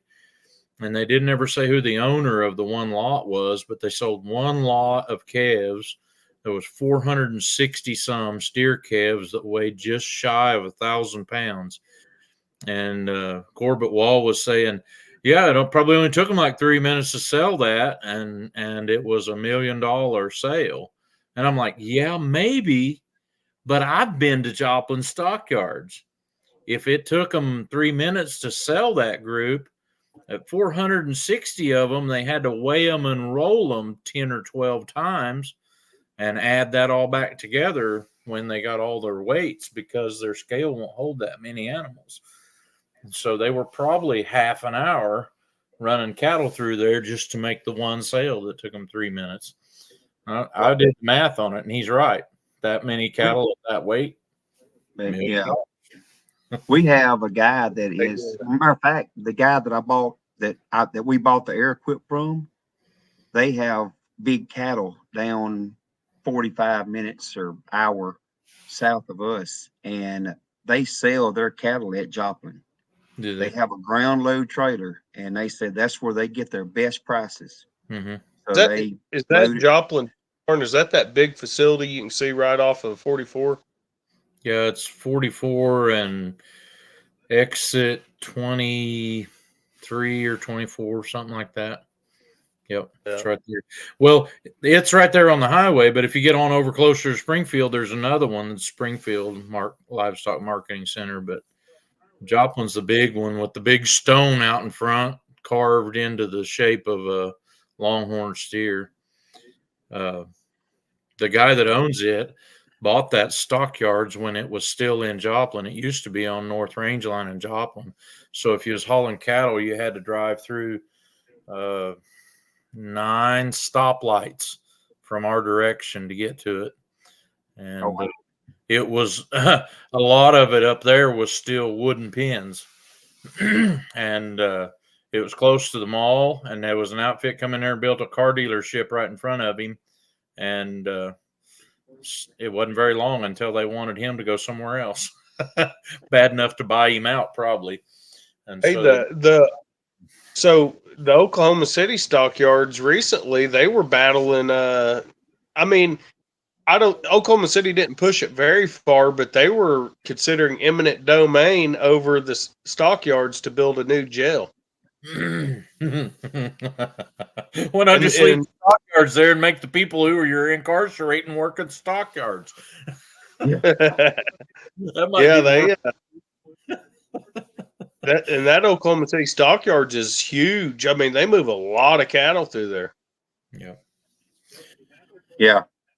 The one, I don't know how he can move so many cattle through there. He's got lots of outside pens that are big, and they're all steel, so they don't mind putting ones that are just weaned way off out there. But so they're a lot of their runs and stuff down through there are made out of red brick. That's how long they've been there. There are people who come in there and will buy stuff, and will take them numerous days to get it all hauled out. Because of how many head they buy. I mean, when you have 14,000 head, you're talking about starting a sale at 6 o'clock in the morning and not being done until 10 o'clock the next morning. Wow. They just sell them straight through. I don't sell there anymore too. I go to a smaller market because I had sold at Joplin for a lot of years. I had a good field man there, and when he retired, I just basically got overlooked. My cattle usually would make the top of their market report, and the year after that guy retired and I was using somebody else, mine didn't even make the bottom of their market report. And so I just kind of felt like I got shafted, and you don't get to do that to me twice, Well, that they all supposedly the Joplin one is one of the markets they base everything off of. Mm-hmm. I see Tony's commenting. I let him come in here, or let him come in and he's Dakota. He's just on my end going woo woo woo. He just got that little loopity loopity. You got the little misery circle? I'm not no misery circle. I don't have it. Oh, can you see him? I don't see him. Yeah, he's talking. Yeah, I'm talking. He's talking. Yeah. I don't know how to see. It's from my StreamYard. I have I no got idea. StreamYard. It is not. And yeah, I've got it playing over here, and I can see him over here. I can't hear him. I can't see him. I can hear Tony. I hear Tony talk. Yep. I hear everybody, no problem. I don't. I can't hear nothing, Tony. I can hear y'all. Can and you see hear y'all. this? Yeah, I do. I don't know why. I don't know. There ain't That's no crazy. substitute for sweet tea, y'all. Hey, Crystal. I see you over here laughing on this side, Tony. There's sweet But I tea. can't hear you. There's no A substitute. little bit of sweet tea. She didn't make this very sweet on purpose because she knows I don't need that much. Oh, Yeah. yeah. This is sweet, but it's a special Grab sweet. them bunkers. Yeah. That Hey, Joplin, Janae. I was talking about that Joplin Stockyards. That Joplin Stockyards is so big. I've been up there before whenever I could not find somebody to unload my cattle. And I actually had to call Really? on the phone at their office and tell them that I was waiting at the loadout and I couldn't find anybody. And they sent somebody over there. Huh. And the way they sent somebody over there, they got on the loudspeaker and it went over the whole area. There's somebody waiting at the loadout. Oh, wow. It's me. It's me. Yeah. Yeah, I've been to being in the scale business. I've got to do quite a few stockyards. Oklahoma City and Enid are probably the two biggest ones I've done. But You're right, Enid's pretty Chris. big.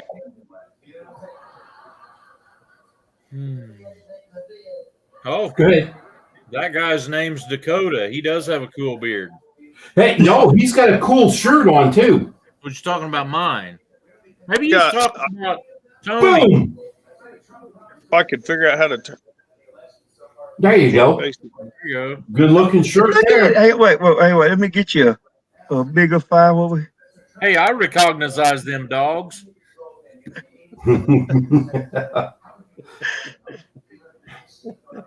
Both beards. What about poor Tony? Come Let on. me show this. This is what I'm seeing with Tony right here. I don't know if y'all can see. Well, y'all probably can't see that because y'all can all see him. Yeah. I've known he always looks that good. Well, thank you. See, it makes no sense. I can't see him or hear him. Oh well, Must be a Louisiana thing. it must be. It must be. You're I mean, outnumbered by Okies over here, you know. My computer might. It's be like rejecting earlier. him. I don't know. It was like earlier when celebrating farm life was talking, and you guys were saying you couldn't hear her. I could hear everything she was saying. Somebody had their secondary thing going, and it was echoing terrible. But I could hear. Let's see if But you couldn't hear me. We had revival meetings at church, and one of our elderly ladies that rides with an elderly gentleman to church, his pickup was overheating when he got to church. And so I told him, I said, look at it after church. She rode home with somebody else, and then she was calling me to find out if I'd heard from him. And so I had to call him. So you probably would have looked at me and seen my lips moving, but you wouldn't hear nothing. That well, is Tony, I am. Tiffany. I know you can't. I can't see you and I can't really hear you, but I am. I've been keeping up with your pig shed build there. You building it up for them there. You getting them all fancy and all. I needed, when Sophie had her piglets this year, there was not enough room for, if we needed to be in her to help her, we couldn't get in there. So I had to make it bigger, higher, everything. And we learned a lot because even though this was her first litter, I guess you'd call it, we needed to help her. So I'm glad what we did, we needed to do it. So I think that's Tiffany creating Farm Life or celebrating Farm Life. What did I say? Creating, celebrating Farm Life is Tiffany. That would be Mickey. Mickey? Yeah, Mickey. Mickey? Yeah. Okay. Guys, look, let me show you something. Where's it at? Oh, right here, right in front of me. I have to learn. There you go. Let me show you something. This is all the channels that follow me that I say hi to. Hang on, I'm gonna try to bigify you. Hang on. All right, go ahead. These are all my channels that I try to keep track of. I'm trying to There be you go. respectful for everybody and celebrating life. I don't know why I said Tiffany. Oh, wait a minute. So, Yeah, that's Bill and Mickey. Yep. My bad. Look, it's on the very top line. Hey, I'll tell you what. I need to start taking notes or taking some of that ginkgo biloba or whatever it's supposed to help your memory, because I have the most terrible time trying to remember people's names. Oh my God. Hey, you too. Whenever I start, like when I'm trying to talk to people, I'm like, yeah, Appalachia. I'm like, I feel terrible. I can't remember their names. Yep. You've been Well, listening to Jesse. You've been listening to Jesse. You need to quit listening to Jesse. He complains about it when people don't have their name in their channel name. You know. Well, I could I say can't. It's driving me bonkers that I cannot see nor hear Tony. It's just a black screen just going woo woo. That's all I'm getting. He's jacking with the rest of us now because he's letting on like he's talking, but he ain't talking.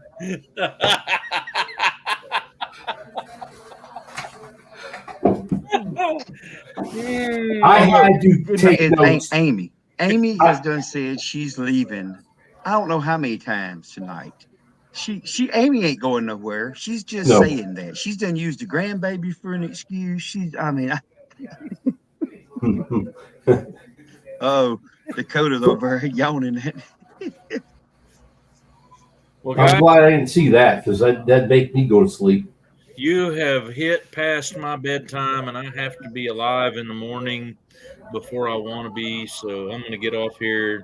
Oh, I was gonna before you go. I was gonna ask you how that guy was doing that got hit in the head with the stick or whatever. How'd you know about that? Did I say something about that? Yeah, on that live. Yeah. He's doing pretty good. It's actually he's still getting some new effects from it. Yesterday, he's got a black eye on that side, and that hadn't showed up at all. And the mark is way back here, and it's in a C shape. I really don't know how the limb hit him, but it was a limb about as big around as my wrist and about maybe 4 foot long.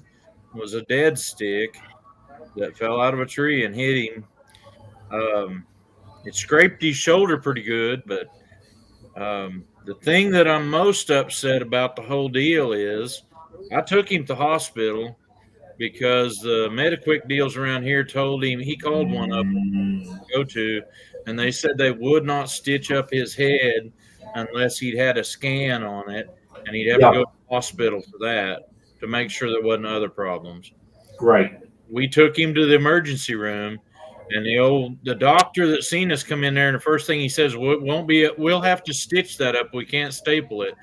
And then after he got the results of the scans and he said they were all okay, he comes in there and he says, well, we're going to staple it, but we can't give you any painkiller for it. You'll just have to put up with it. And he shot 27 staples into Kevin's head with So what's the point behind not giving him painkiller? Because they're so strict on it now because of the abuse of opioids, or what? No, he didn't give him a topical pain anything, no numbs it, no lidocaine shot into it or nothing. And he could have done any one of those. And the nurse that was in the ER went and complained to the head nurse, and he's had to go back twice and visit with the head nurse at that hospital. And they said they don't pick their doctors. They get whoever the big corporation sends them. And they told them if they sent him back that they would not be letting him work there. and it's all over that. I'll tell you what I really think. I think he looked at the paperwork and saw that we were self-pay, or Kevin doesn't have insurance, and he says, "Well, he ain't never going to pay anyway, so I'm just going to teach him a lesson. Go in there and shoot these staples." He said. Oh, You know what I should have done? Tony, I should have stood up after he shot the first one in there and said, "For every additional one of those you do before you give him something for pain, I'm going to punch you in the nose." And I'm yeah. but I didn't do it. I should have. Kevin's not mad at me for doing it. He could have said stop at any time too, but the dude did not stop, and he didn't say stop. He wanted to get done and out of there, but I don't think he anticipated getting 27 staples without any Ooh. golly. numb.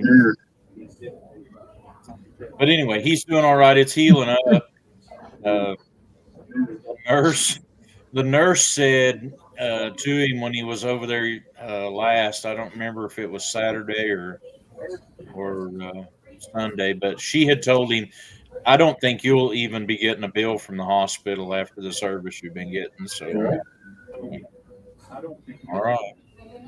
Hey, Tony, I can see you. Oh, boo. He's on the scene. And hear you. Hey, I've been here the whole time. Well, I know, but I hadn't been able to see you. Yeah, so sometimes those doctors they just get they get a complex to them, you know. What I think it was Rylan, our second kid.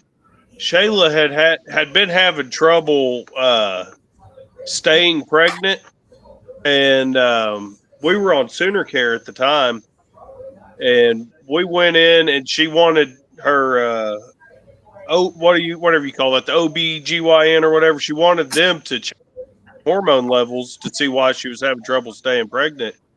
And they did the test and they said, "Oh, everything's fine." So she's like, "Okay, I want a copy of that." She starts looking into it, and her progesterone levels were considered low.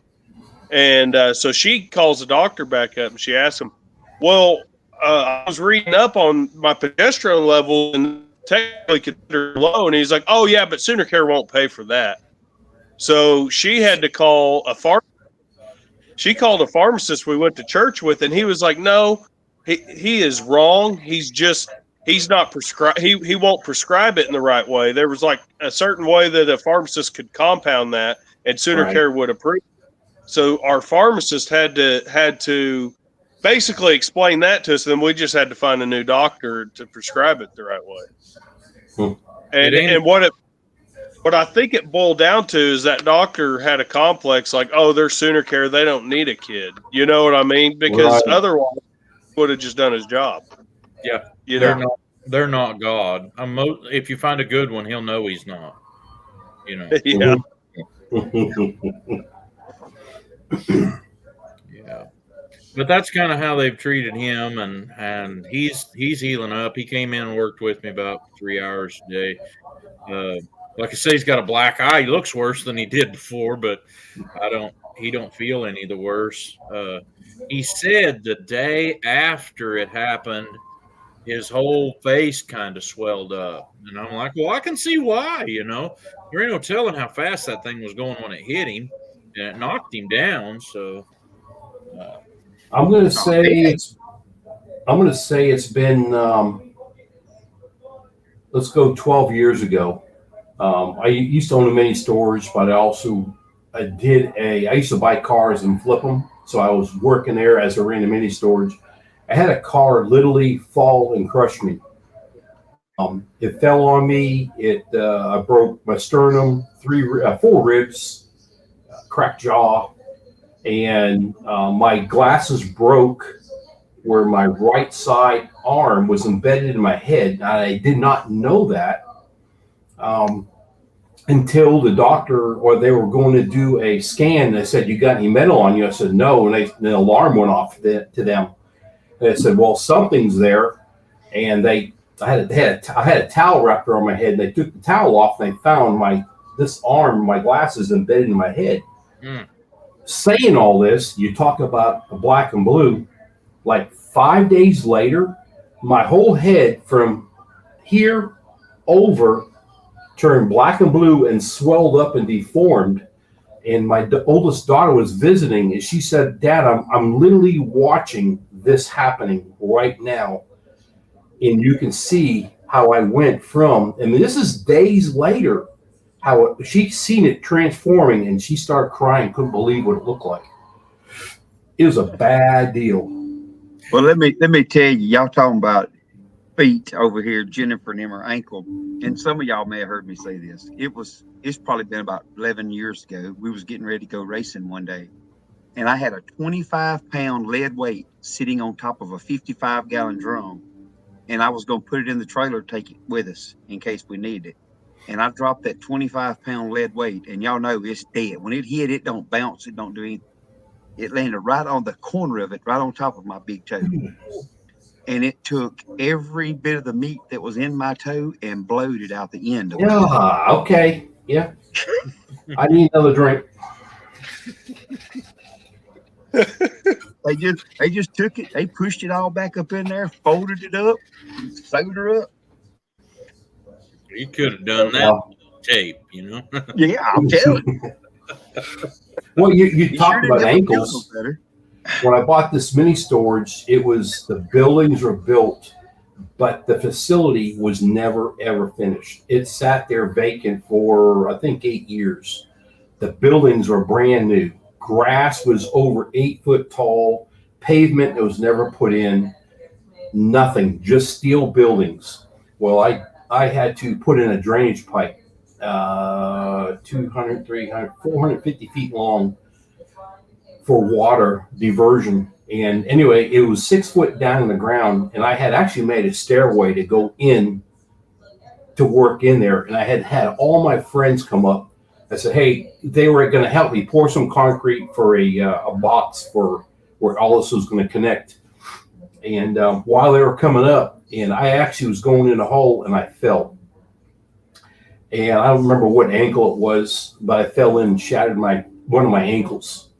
And my kids were there, and they actually called Angie, and they said, hey, Dad fell in a hole and broke his ankle. Well, we always joked with Angie. So she thought it was a joke. And they said, it's not a joke. You got to come get Dad. And she says, quit joking with me.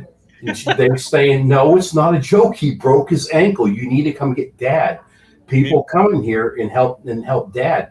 I mean, so she showed up, and she did take me to emergency room. And yeah, and that night I showed back up with crutches to tell everybody what needs to be done, what's happening. Concrete company was behind us. They were just behind us next door, and they were waiting I had called and said, I'll be there in an hour. So they kept the guy there with concrete in the truck, and they came and we poured concrete like at 11 o'clock at night. Oh, somebody's got to put a picture of a crankshaft up, really? Yeah.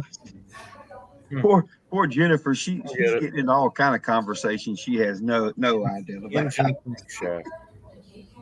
It is, that's what goes in the, well, never mind. I can't even tell you what goes in the block your connecting rod's hooked to, because you won't know what a connecting rod is or a block. So I really don't know. I can't show you a picture on my phone because it's too bright. Yeah. It's in an engine. Yeah. I did have a little crankshaft for a little Briggs and Stratton sitting around here for a while. I don't know where it's at. Yeah. Paul's looking. And look, I don't feel sorry about that crankshaft falling over on Crystal's foot or whatever, because as you remember, she took a really big glass thermometer that looked like a key, and she hit me in the nose with it. Picture. And it was a bad situation. So I don't feel sorry. Don't let her give you those sad sob stories about not the crankshaft. There you go. Bigify me. Hang on, let me get you bigified. I'm not super fast. There you go. Those are crankshafts. Those are crankshafts. And they are heavy. Yep, they're made of real stuff. Yep. You don't ever lay one down. You stand them on end. Yeah. I had one of those incidents where I was afraid to take my shoe off and look, kind of like Yes. Ray. My dad baled hay for other people, and whenever I was probably 15, 16, 17, a friend of mine came to help us for the day, and we were taking the plunger out of a New Holland square baler. And in order to do that, you got to just get everything out of the chamber and you slide the thing out the back. Well, then it's got the pitman arm that moves it, and it's got a long arm that sticks out the one end that has bearings on it, and it's pointed down on the thing when we picked it up. And my dad and my best friend grab a hold of the heavy end of it, and I'm back here trying to carry these other two pieces of it so we can walk it into the shop from the shade tree where we were working. And they decide all at once that I'm carrying my end too high. And they decide to drop theirs, which jerks it out of my hand. Oh, Bearing that was on that thing landed right on top of my foot. And I'm like, oh. And how'd that go again? yeah, you want to do that? It was scary, like a scary Halloween movie, right? We get that in the shop. I hobble in there and I sat down on a bucket and I took my shoe off and it had cut my sock. It was actually a circle cut on top of my sock. I don't think it broke anything, but man, he hurt my foot bad. And Dad said, I don't know why you had to have your foot under that whenever we dropped it. Here's your sign. I always am in the wrong place at the right time. While we're on the foot thing and the injury thing, so here, Jennifer, hold your ears. So we was in a mud truck and we flipped a mud truck and I cut these 3 fingers right here, cut the tendons, ligaments. They was able to sew everything back on up, whatever. But I was trying to get ready to go deer hunting, trying to get my deer spots ready. So I'm over there all bandaged up. I can't do nothing. I'm right-handed. So I'm in there with a machete and I'm cutting limbs and I'm doing an old hand, your left hand just ain't as strong as your dominant hand. Yeah, mine ain't very good. Yeah, it's kind of hard to hold on to a machete like that, Paul. You gotta try tying shoes and fastening your pants. But look, I come down one time. All right, this is it, Jennifer. Hold you. I come down one time, and when I did, it slipped out my hand, and it landed on top of my foot. That machete did, and went boom. No. I promise you. Look, it blood come up out of there, whatever. Well, I didn't have a 4-wheeler with me or nothing. I was just in my truck. My truck was a half a mile away. I'm like, I'm already behind on my deer stuff because my finger, I ain't able to do anything. So I walk out to the truck. I take my boot off. I had a leather boot on. That leather was just, but when I took it off, all them tendons and ligaments and stuff is top of my foot looked like that poked up there at me. I looked in there. Only thing I had was some. All I had was some McDonald's napkins and some black tape. I said, I got to get finished. Dude, So I took you Gotta get finished. tendons and ligaments was out of there because I think you ate that one. It was like that. You see that, Jennifer? It was like that. Do that again. Poked up there looking at me. I took some McDonald's napkins and some black tape, hurried up. I got it all wrapped up, forced that boot back on, and I got finished. I never went to the doctor. I got a knot down there. I'm going to say this is going to be mid-90s. I had moved from Florida to Oklahoma, and I was working at a dealer. And when you took out a window regulator to work on them, they had a pin. So when you pin it, and they would allow you to remove the window motor without the regulator spring moving around. This is the old style cars. And I took out the whole regulator. I set it on the bench. If anybody's squirmy, you better pause or mute. But this finger, I'm going to say you're going to see stitches. I don't know if you can see it. They go all the way up across here. The pin broke and my hand was within the regulator. And when I pulled the motor off, the spring collapsed and it's like scissors. And I lost my finger at this knuckle. it dangled, and only the skin from this side to this side was left. And of course, it was bleeding a little, just a little. And I wrapped my hand up in a thinner cover, and I knew it was really severe. Yeah. And I drove myself to a instant med place or whatever it was. And the people at work, the bosses, called and said, yeah. But I got half decent movement. I mean, that's been a while ago. But they cauterized my finger, and then the ambulance picked me up to the hospital. And it was a 6-hour surgery to repair the finger. Go ahead, go. Yeah. Yep. Yeah, Hey, you're getting close to Paul. Interesting injuries. Oh, Injuries really interesting, but I'm just saying your injuries are really interesting. I'm trying to figure out how you hide the thumb. I don't understand how you can do that. Yeah, see here it's out, but Yeah. there it was hidden. See that? Where'd it go? Where did it go? It sucked back in. I actually had somebody tell me once. A friend of mine I went to his sawmill, and his kids was all there working, and I see him over there going, hee, hee, hee, hee. And I'm like, what's so funny? And one of them looks at me and says, we think if you'd blow into your first finger, that thumb would pop back up out of there. So It don't work. that way. No, sir. Gosh. I have to get off of here. I've been on here for over an hour. And Hey, let me tell y'all, Crystal and Jenny, all y'all are y'all all keep talking about Dakota's beard. Y'all ought to go over there and go check out the Simply Alaskans. Go check out Daryl's beard. He's up there. He's on the range of Dakota there. Daryl, Actually, I am subscribed to them too. Yeah, it was pretty cool. I've never met them before. I mean, been on none of their stuff, and I just found them tonight. It was pretty cool. That was before I got on Dakota and Shayla's live. you know, Pretty good. the stupidest part about my thumb being gone is that is not the first injury to my left hand. If you look down here at my wrist, I managed to stick my hand through a plate glass window when I was 13. And What'd you do that for?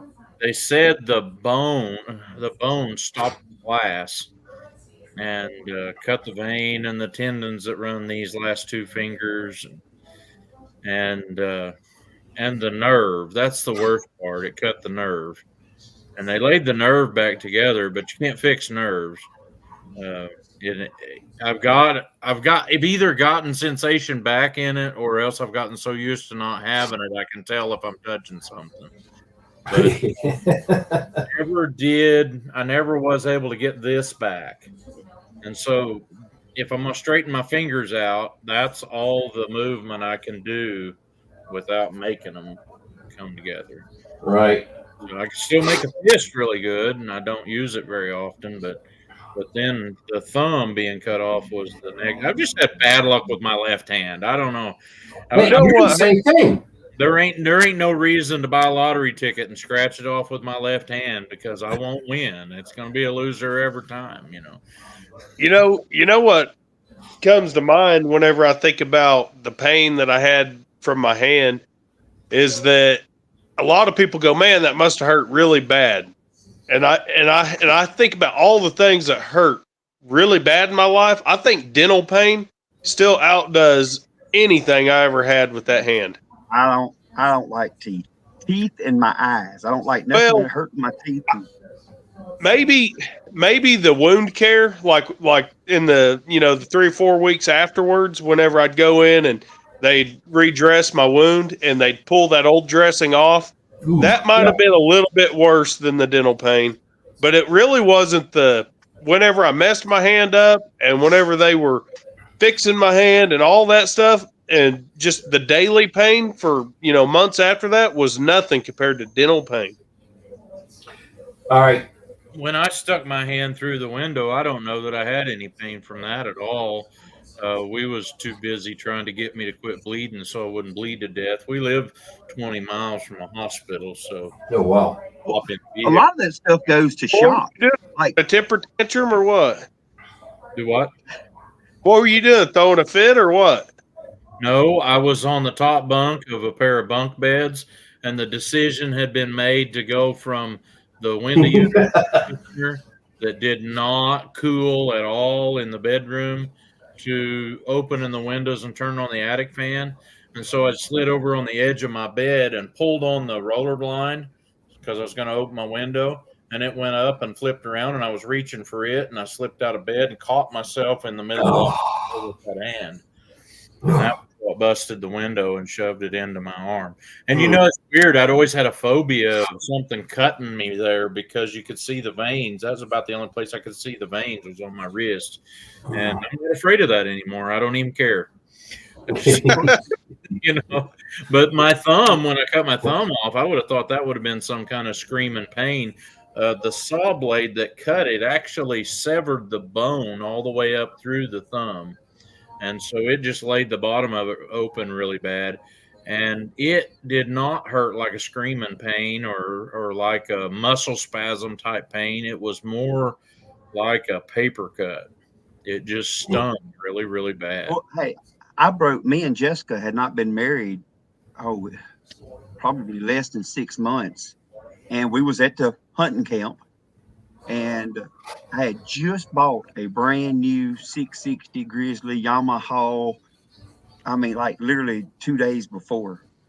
And we was headed out. It had the independent rear suspension, all this stuff. Anyway, I turned within 2-wheel drive because I had corn on the back of it, and Jessica was on it and stuff. And I turned, it just kept going. And we went to flipping, and it broke my leg in 5 places from my knee to my hip. Ooh. And but it didn't hurt. It didn't start hurting until we was at the hospital after they airlifted me out and all that stuff. Forever started hurting. Yeah. Once you realize that help was there, all of a sudden it started hurting. Well, look, I was sitting there. It happened, and you're used to all. You're like, God, man, what in the world? So I go to sit up, and when I sit up, I look down there, and my leg going. So you had 5 different breaks on the same leg. Yeah, between the knee and my hip and my femur, it broke my No femur way. in 5 places. Wow. You're lucky you didn't. They got they got there when the ambulances got there and all, they was waiting on the helicopter to get there. They come over and I knew all the guys that was in the ambulance, and they're like, all right, Trey, we're gonna cut your boots off. I said, you ain't cutting my boots off. Them boots I are just brand bought 'em. new. I just bought them boots. We ain't cutting them off. Unlace them. Everybody got a whole, yeah. Yeah, we got my boots pulled off. I said, we're gonna cut your pants off. I said, you can cut the pants off. We ain't cutting the boots off. So, You only get a new pair every 3 to 4 years. that's Yeah. right. That's right. Heck, I was sure enough broke back in. Ain't no, And you were fixing to be more broke too, because Yeah. of your leg. yeah. I think my worst pain of surgery, of anything, I think I've had 9 surgeries, I think, but my knee, I thought would be the thing that hurt the worst. It wasn't. The one that hurt the worst is when I was very young, I broke my nose, and it was sideways, and I would get these massive bleeds. And this is like up to about 8 years ago. I'm talking almost bleeding out, massive bleeds, couldn't stop it. So they did x-rays, and they said, your nose was broken. It never healed straight. So they had to go in internally. All right, Jennifer, lucky they had to go in, kind of take the skin away from your bone, reshape it, and put the skin in. But they put these stents in your nose. They're plastic. And they actually go in your nose, go down your sinus cavity, inside your you can almost feel like they're in your throat in a way. It's really weird. And then they would sew it together inside. What hurt the worst? Good night, Kelly. what hurt the worst is when they were pulling them out after 2 months, or no, I don't think it's 2 months. I think it was a month. And the feeling from down here, and it was like a shape like a banana in a way, but thin plastic clear. The most freaky, painful thing I've ever had was that, and that was a small surgery to me. When they did the surgery on my hand to put the tendons and things back together, when I'd stuck it through that window, I was 13. I'd never even been in a hospital overnight before that. They brought me out of surgery and they put this deal. They had my hand in a half cast wrapped with an ace bandage, and then they had a sling around it, and they tied that up. Yep. One of those plasma bag deals hanging way up above my head while I'm laying in bed, and it had ice packs on it. Well, they put ice packs on it that were ruptured, and as they thawed out, it wet my bed for me. The nurse came in there and changed my bed with me in it. I want to tell you something. Being uncomfortable from after a surgery is one thing, but if a nurse has to change your bed with you in it, you'd just about as soon go ahead and die then, I can tell you. Mom was in the room with me, and she says after that, "Are you all right?" And I said, "Can you just go ahead and cut the whole thing off? Just cut it all off." I hear you. Yep. And that was really, really aggravating. It was a deal where they couldn't have told them had a busted spot in when they put them in there. But man, they sure enough wet my cold water was running down my arm, and for so long it was numb. So I guess I couldn't feel part of it, but that was aggravating. And that was in the hospital that got blown away in the tornado that went through Joplin, Missouri in 2011. Oh, really? Yeah. Wow. That was a bad one. I remember that. Yeah. Well, I'm gonna get off here and get You're to not bed. going to before me, buddy. I'm seeing you later. Have a good night. It's a race. 1, 2, 3. Who goes first? Hey, Dakota, have a good night. My phone wouldn't let me touch it. I was gonna ask Dakota something. I guess I'll catch with him later then. Yeah. I'm still here. All right. Paul always wants to be the first to go. Oh yeah, and he normally don't give no warning for nothing. Nope. Oh, babe, just text me what you was looking at and on that scale, and I've got some indicators and stuff around here, but I'm assuming you want it battery powered, right? That would be best, but I mean, I don't care if I have to get something. If I can get something 12 volt. Well, yeah, that's what I was going to say. Sometimes some of these have like a little 12 volt adapter. You could just cut the wires and hook it up to a battery too. I mean, I have a generator. It wouldn't be no problem, but I mean, I just hate to get That'd be a hassle. Yeah. That'd be a hassle. Yeah. No, I'm about to. China is on a holiday right now. I've been trying to get a hold of them, but man, it's crazy. They got more holidays than us. But I'm trying to get hold of them to order some indicators and load cells. I've got to make an order anyways, so I guarantee you, I'll get you something, make you a good scale, not just some Amazon one. Well, like I said, it's not that we're going to be weight, which I say that, it's one of them deals. Once you have the capability, then you'll be weighing everything. But yeah, we just really want to do it to kind of keep up with yearlings, and we have specific weights we want to do. Or like in the case, like we're going to sell some of these. It just kind of gives us an idea where we're at for things. So yeah. All right. And then I'll help you with making it, but you're probably just going to want to put it on where they're going to be standing, like up there in the chute. And do them alleys, do they attach to that chute, or are they separate? Yeah, that one, the one that we have is the entire unit. It's the chute, an 8-foot alley, and the tub. It's all made together. So it's all rigid. Well, if it's all rigid, then your scale has to be, that whole thing has to be a scale. Well, I can take it and we can build something. I've seen people do it.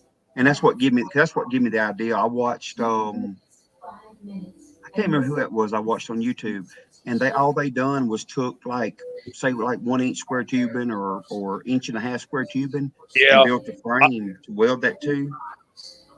Right. Yeah. I Just think I've seen inside. that video. I wouldn't recommend square tubing. What I would do is just get sea purlin, and let me pick up this scale. I got a pig scale I built. Show you the bottom. Ouch. Show you the bottom of it. See how I framed that out? Sea purlin. Uh-huh. Then Yeah, here it's on like the 4 ends, I inches. used. Yeah, and then here on the ends, I used a legit channel.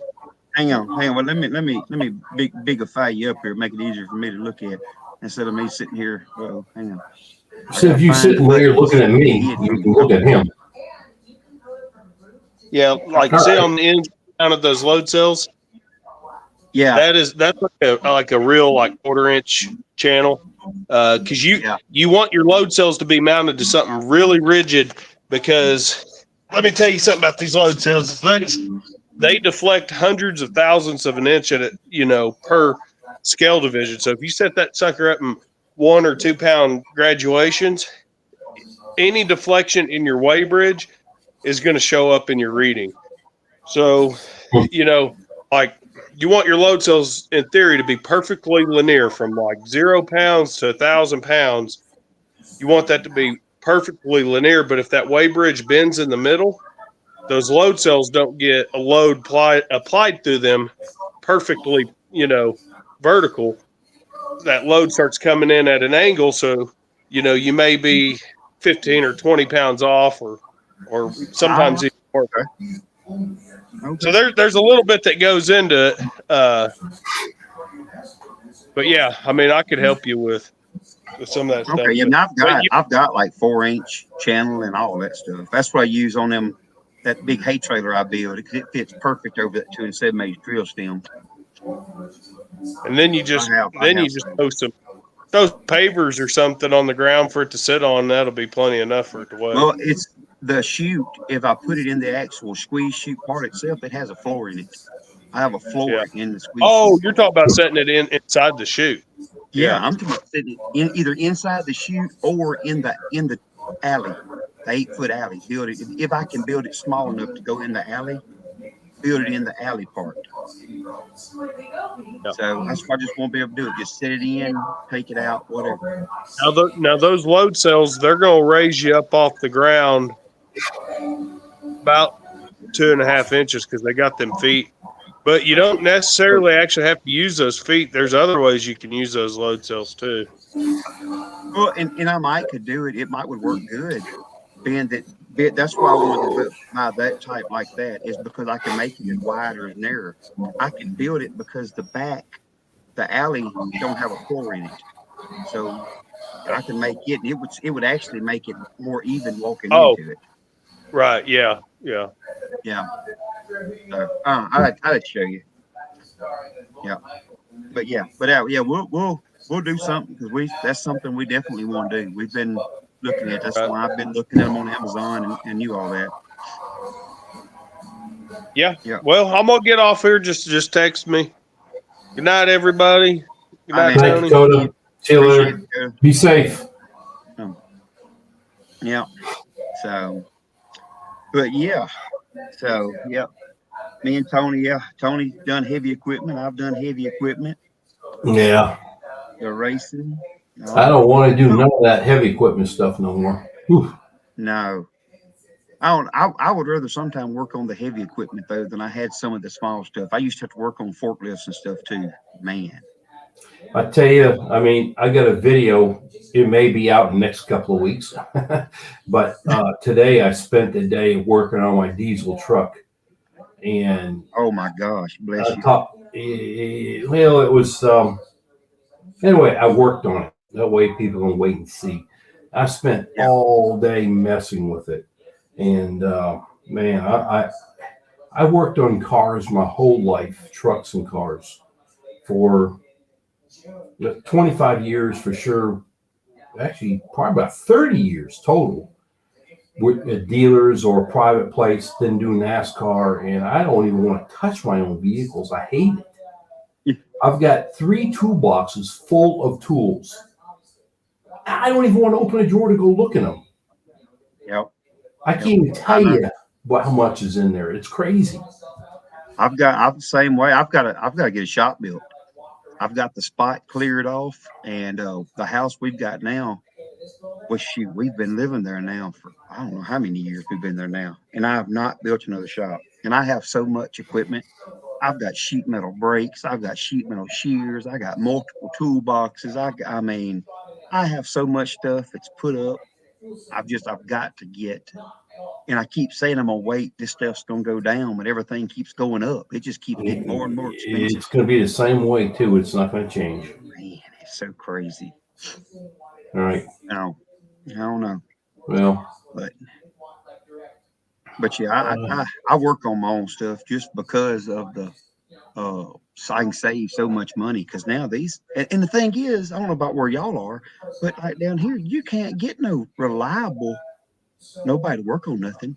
I mean, Right. I can't tell you how much stuff that I have took to somebody to get done, a shop, and then when it comes back, something be left out or not right, and I have to end up doing something anyway.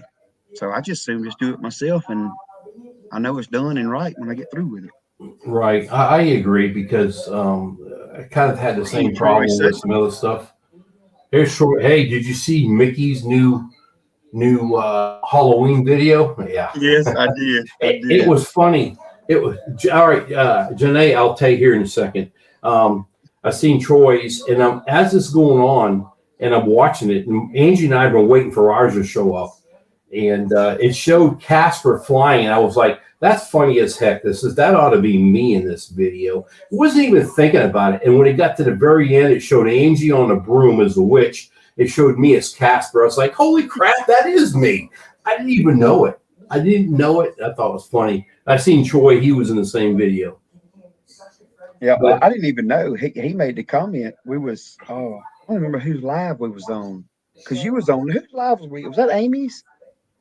He told me that he was working on something for us, and I had mentioned it to him forever, and he never has said anything or anything. So, well, he every day his video comes out with a different person or a different group with their videos, and it's pretty good. Yeah, but I was talking about just I had messaged him about doing me a logo, more or less. Right. So, right. Yeah. Janae, she was asking me about Mel Fisher. What's this here? Tony stuck together, brother. Yeah. Yeah.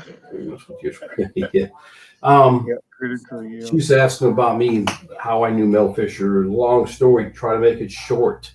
I used to work at a dealership a long time ago in Florida, and his best friend was Mel Fisher, and we were friends. The family was friends with him and his family, and we were always invited to meet Mel Fisher. So for years, Mel would always come over. We used to work on his cars and trucks also. He would come on over and say, "Hey, I've got a pool party." The pool party is always a birthday party.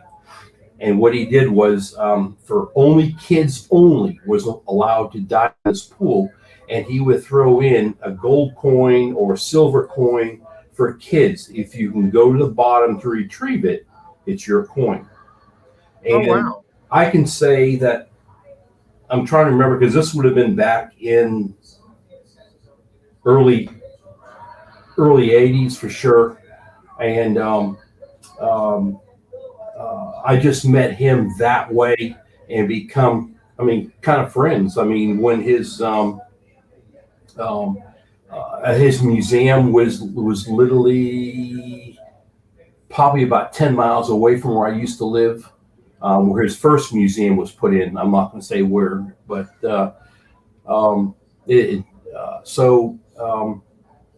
Mel Fisher. I knew about the Etosha. He talked about the Etosha.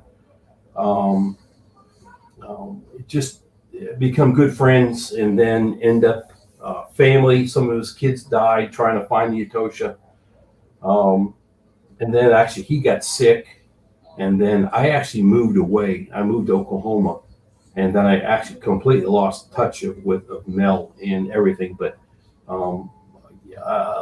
want to say officially really for 3 years, every year, whenever it was a birthday party. He even said if I had a birthday party for my kids, bring it on over, we'll do a big birthday party. But it never happened. But here's the thing. I just remembered about something. I don't know if you guys watch Discovery Channel. I think it was Discovery Channel. But there's another person that I met there.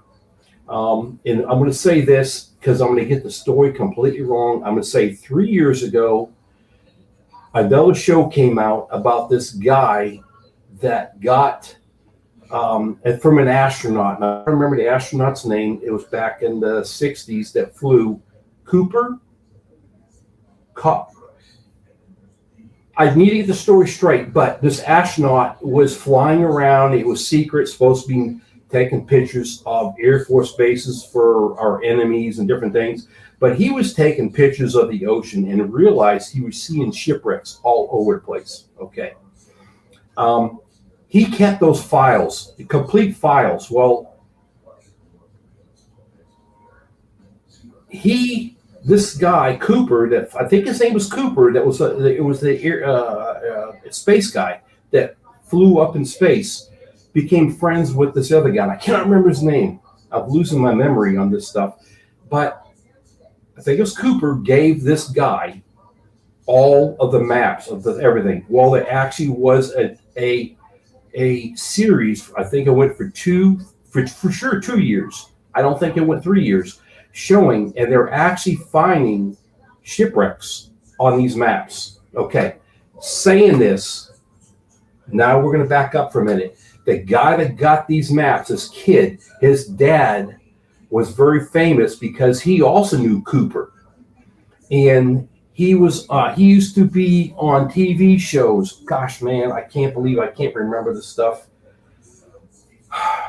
Okay, I was at Mel Fisher's pool party one year, and I remember seeing this guy. He always reminded me of a guy that would have dice in his cars, had gold chains around his necks, that carried a briefcase.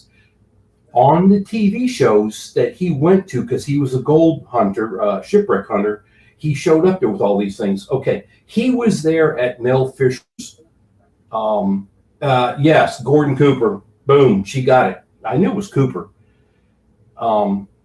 He showed up there and with his son. Okay, his son would be my age, but when I was there, the father, the guy that dressed that really weird looking, he always caught my attention. I met him only one time between a group of like 5 of us talking, standing there. You got to remember now I'm probably in the early 20s. And I always remembered his face. I never forget it. I like the story. Now, I think it was Discovery Channel come up with this thing, Go 3. I've been here now. This is say 4 or 5 years ago. And this is the guy that I seen that was his son is now hunting all these shipwrecks. Now, Discovery Channel, I think it's Discovery Channel canceled the show. And I think it's because they were finding these and the son didn't want all this stuff found. Yeah. It's really weird. I met the guy. When I seen him on this TV show, I even told my wife this because she didn't know nothing about this stuff. I said, I know this guy. I've seen him before on a TV show. And then, boom, it showed him. I said, that's him. That's him. And it was really weird. I mean, that's how I knew all this stuff. Yeah, that's cool. It's really cool. You meet somebody in person, and then you're watching a TV show 30 years later, and it's like, I know this guy. I've seen him. And the cars he drove was like the old Lincolns that were black, and he carried a black briefcase, had a big old gold chain, and you would picture him with a pair of dice in the windows. I mean, just really weird guy. But his son is the one that ended up with all these maps. And I would have to do some research. I guarantee we come back on next week, Trey. I will give you the name of what this was because I know it's so. I've been dying to find out more, but it's no longer. You can't find nothing other than the show being there. They don't talk about it no more. Yeah. Oh, hush, hush. Yep. Um, Yeah. hey, Annie, welcome in. Hey, Annie. But yeah, Paul, did you say you had checked that the Alaskan? Oh man, well, I went their name. Yes. Their name is Daryl and Lynn. Yes, he's got a Alaskan. beard and Yeah, yeah. Simply. I don't want to get mixed up because I do follow another channel. Simple Simple Alaska. Alaska. I've watched Simply Living Alaska. I've known them for 10 years, maybe, or 8 years. Yeah, like I said, I'd met them earlier, and like I said, I just jumped on their live, just check it out and say hey, you know, and they was pretty. They've been on here. They've been on here almost the whole time until. Well, I guess you was on when they were still on here. Yeah, I seen him at the last second. Yeah, yeah. So, but yeah. So y'all are going to Pinecone Fest. Y'all going Thursday? Yeah, right? We'll be down there Thursday, probably. My guess, hopefully midday. No, we are like I said, we're gonna get up, leave early Saturday. We're gonna have to. I told Miss Kathy she won't know last night if they need to do something, whatever, for the ice cream. But I think we're gonna try to leave about 5 o'clock. Yeah. How long of a ride is it for you? It's probably 6-7 hours, isn't it? No, it's not like 4 hours. It's not bad. Yeah. I mean, it ain't just close, but it ain't that far. Where you live? Don't give me the town. Louisiana. I'm not. It's if you look. Okay. Yeah. If you look. I thought you lived in northern Missouri. I don't know why. No. Northeast Louisiana. Yeah. Okay. All right. So yeah, we're about 4 hours, 3 hours. I think it actually shows from like here at work where I'm at, which is a little closer, like 3 hours and 50 minutes. Okay. So and I just went there. Half. Yeah, we just went there earlier this year for a preg chicken school. I went to a cattle preg chicken school there. So, and we passed a little park, but I don't remember seeing a lake. So I'm sure that wasn't the same spot. Right. But anyway, we're gonna leave early. I'm gonna bring a few ice chests, and I gotta stop and get ice and milk because we gotta have milk and ice and stuff to make all the ice cream. Ooh, yeah. Are you spending a day down there, or are you spending a night? Well, we're going to try to be there early as we can that Saturday morning, which I'm sure. I mean, people may not be up and stirring super early, but I figure we're going to probably be there around 9:30ish, somewhere along there. And then we're going to stay there, I guess, all day, and then we're actually going to. We've got to book our hotel room. We're just going to get a hotel room. We tried to find some Airbnbs here about last month, but there was none except for one really, really expensive one across the other side of the lake from where it's going to be. And I said, I ain't worried about that because we wasn't going to be there very long. So I just told Jessica, we'll just get a hotel room. And Dale jumped on and said that there was a Super 8, I think he said, was right there pretty close. It's pretty close, I believe. Yeah. Yeah. So I think we're just going to get a room there and stay. And hey, Rebecca. I'm sure we'll. Hey, Rebecca, and I'm sure we'll come back Sunday if people's going to be around and stuff. Maybe come hang for a little while Sunday, and probably leave Sunday evening. So I need to get home and be able to check new cows or whatever. Which Dad and them, they're in Florida right now, but we're supposed to be. I'm supposed to be going to pick them up, I think, Friday morning from the airport. But I don't know what it may be earlier. I don't know what it's going to be with this hurricane now that's coming through Florida. Right. So, I just talked to my niece that lives in Tampa. She's a nurse at a big hospital there. Let's say that. And she was notified today that she needs to prepare to be there for 36 to 72 hours and to bring whatever she needs for herself. Yeah. Hey, good night. And yeah, I'll look at that email and I'll give you a call tomorrow. If you sent me your phone number, we'll get together on that, see what we can do. So they're wanting to, I told them people's needing some supplies. So I said, I'm going to talk to Jessica and I may make a trip. And if nothing else, go meet, I think Mickey is her name, Mickey or her husband, Bill, Mickey or Bill, take some supplies and stuff at least halfway. So I told him if I talk to Jessica and we can work it all out because I'll be off. I may jump on and do a live or chill and before Pinecone Fest, and if anybody has any stuff, because they said they need clothes, they need all kinds of stuff. I said I may put something out there. If anybody wants to bring something for Pinecone Fest, we may do it, and I'm gonna make a trip first of next week, Right. possibly. So, but I'm gonna get all them. We'll work all them details out the next couple of days. I'll talk to her tomorrow. Right. You need to do another video or talk about it or community page or do something. Yeah. So people know it. Yeah, that's what I said. But I'm gonna get with her and then talk to Jessica because I don't want to tell somebody I'm gonna do something that I can't do it. So I want to just make sure everything is good. So Right. Yeah. But yeah. Well, I was going to tell you, you said you talked about coming back to the campsite on Sunday morning. If it's anything like last Sunday, Sunday morning, or last year, Sunday morning, they actually, everybody did like a cook with eggs and bacon and whatever scraps everybody had left over. I don't know if they're going to do the same thing, but yeah, everybody came back, ate some breakfast, and then everybody split after that. Yeah. I got you. Well, I knew some people that said they were staying through Monday. I'd heard some folks say. Yeah, there's a few that are. Yeah. But like I said, main thing is we're just going to be there, get there for Saturday. Yeah, Rebecca, I put the link in there for you. Yeah. But let me see.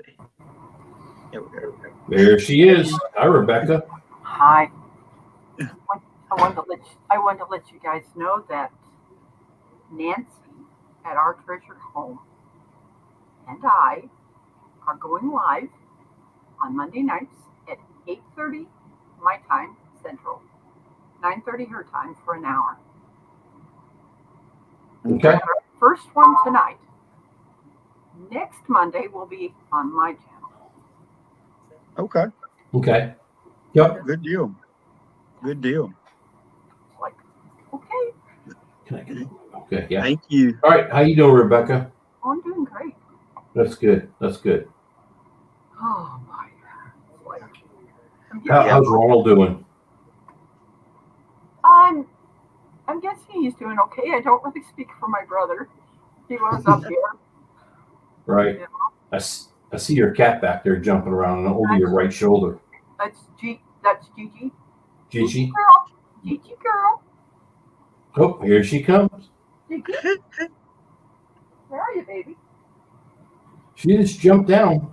Yes, Yeah, she was right over your. As soon as you called her, she jumped down. I thought she was heading towards you. There you go. Yep. There you go.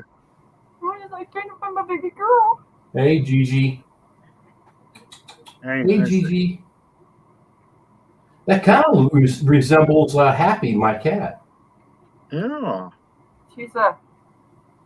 I'm guessing she's a gray.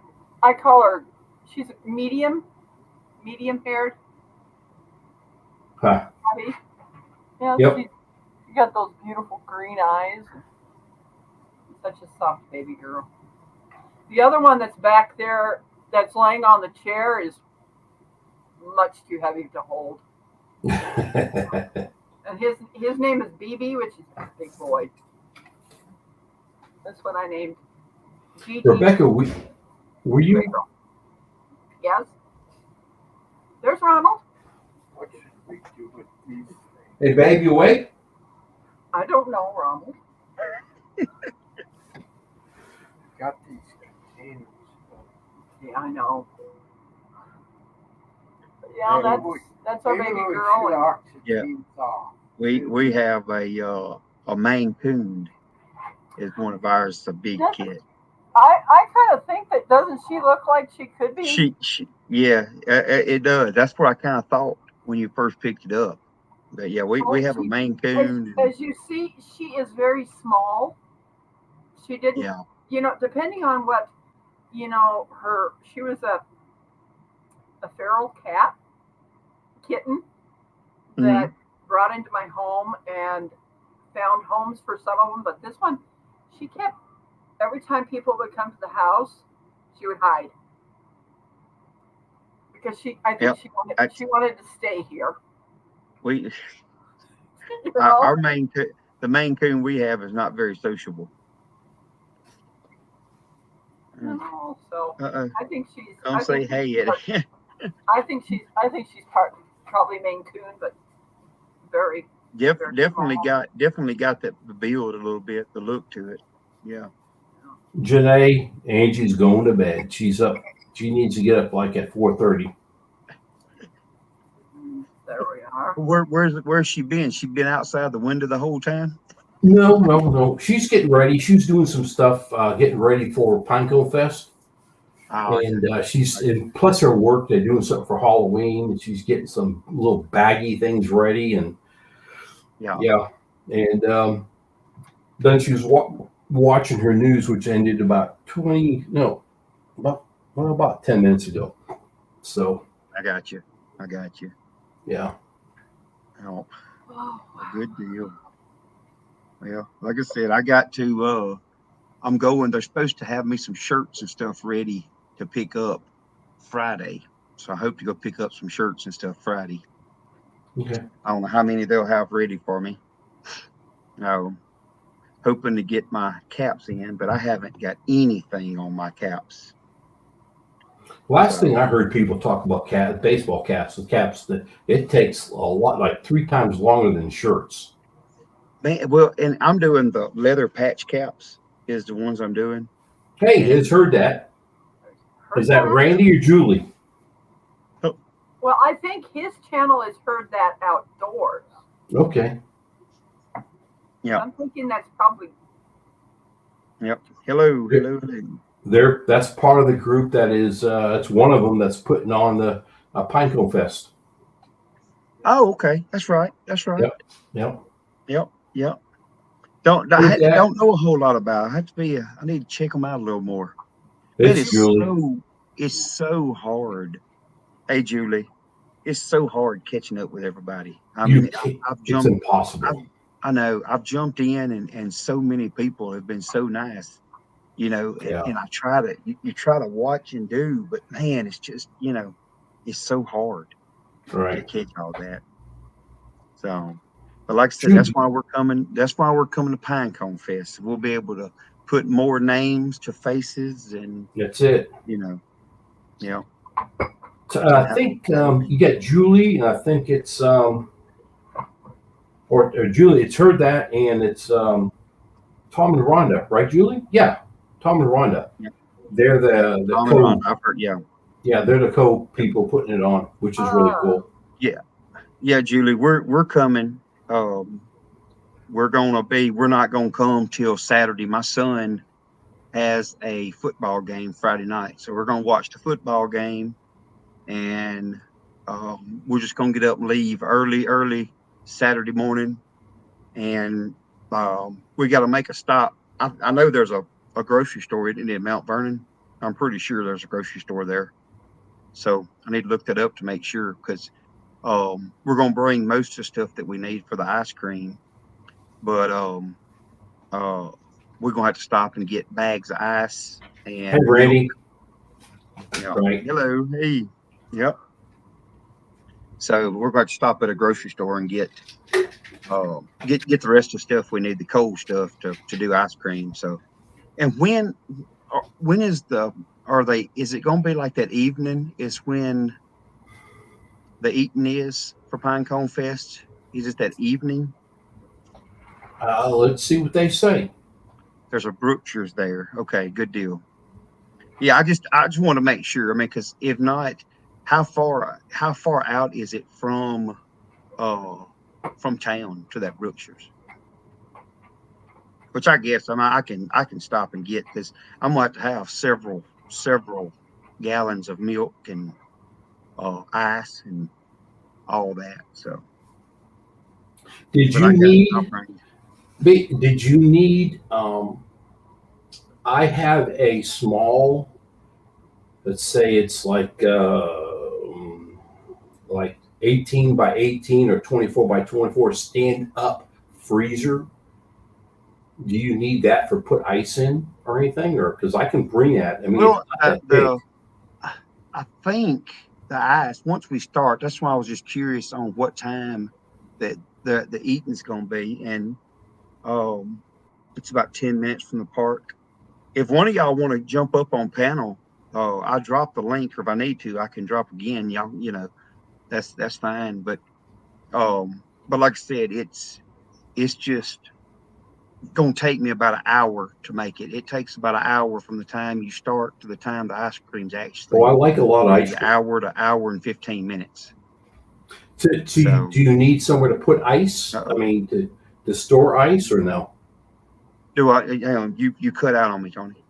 Did you need somewhere to put ice? Because I can bring this cooler. I mean, it's a How freezer. much? How much will it hold? I will How many, go. how many bags you reckon? I would say 2, 4, 6, maybe 7, 8 bags. Okay, yeah, because that's what we've got to try to figure out. Saturday evening is the crock potluck. Okay, and I figured that's when we'll need to do the ice cream is for after the. I mean, somebody have to tell me. We hadn't been there, but like I said, I figured we'd do the ice cream for after the potluck deal, unless it's something that somebody feels like when they do in earlier in the day. Right. Oh, Well, like let I me said, know it'll if just- you. Let me know Okay, if I you will, want me to because bring like I the said, ice. it takes about.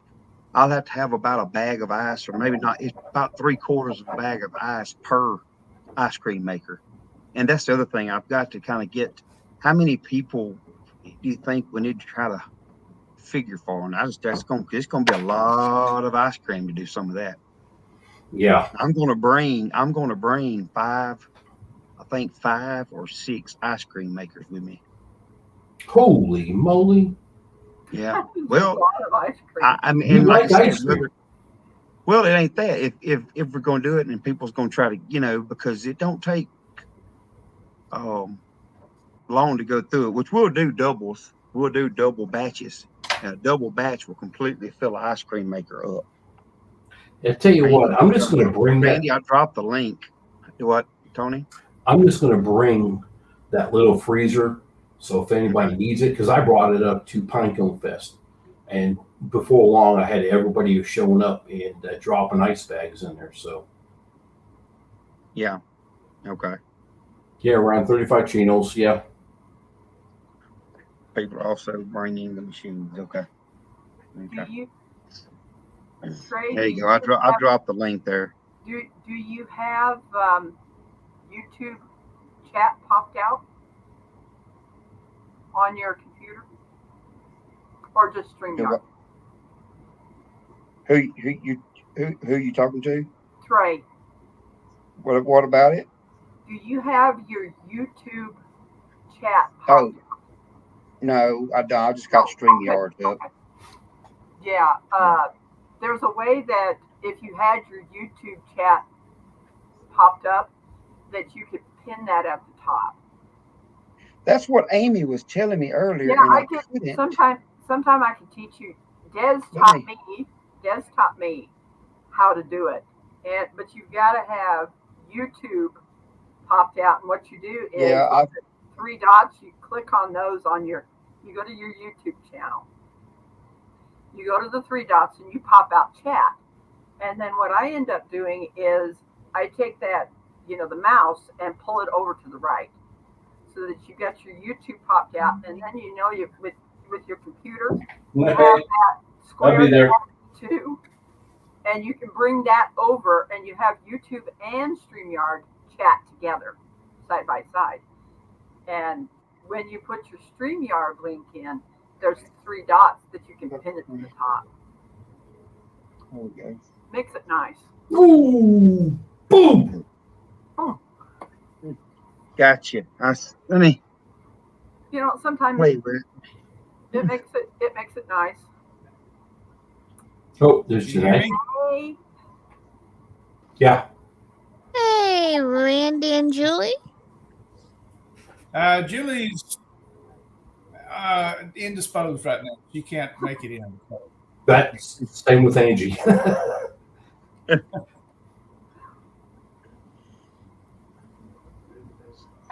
Okay.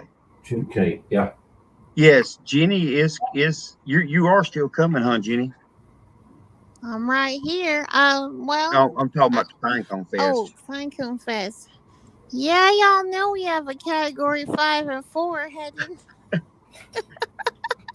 Janae, whereabouts do you, don't say town, but whereabouts do you live? Right In smack Florida. in the middle of it all. oh no. I've got a niece that lives in Tampa that she was told today mandatory that she will show up at the hospital and to bring 36 to 72 hours worth of, that she's going to have to be there, supplies for herself. Oh, yes, sir, because that's going to be over 10 to 15 foot storm surge coming up them waves. And that's Yeah. going to be as high as some homes. And they have to evacuate the Yeah. whole West Coast, especially is going to get slammed because when Hurricane Andrew hit Homestead, Florida, years ago, we're talking used to over live there. 20. Yeah, we're talking Yep. over 20 something years ago. You know which one? 30. 1992. That's right, Tony. Yep. Mm-hmm. So Trey has family here. I know Tony has family here. Yeah, an echo. Someone has an echo.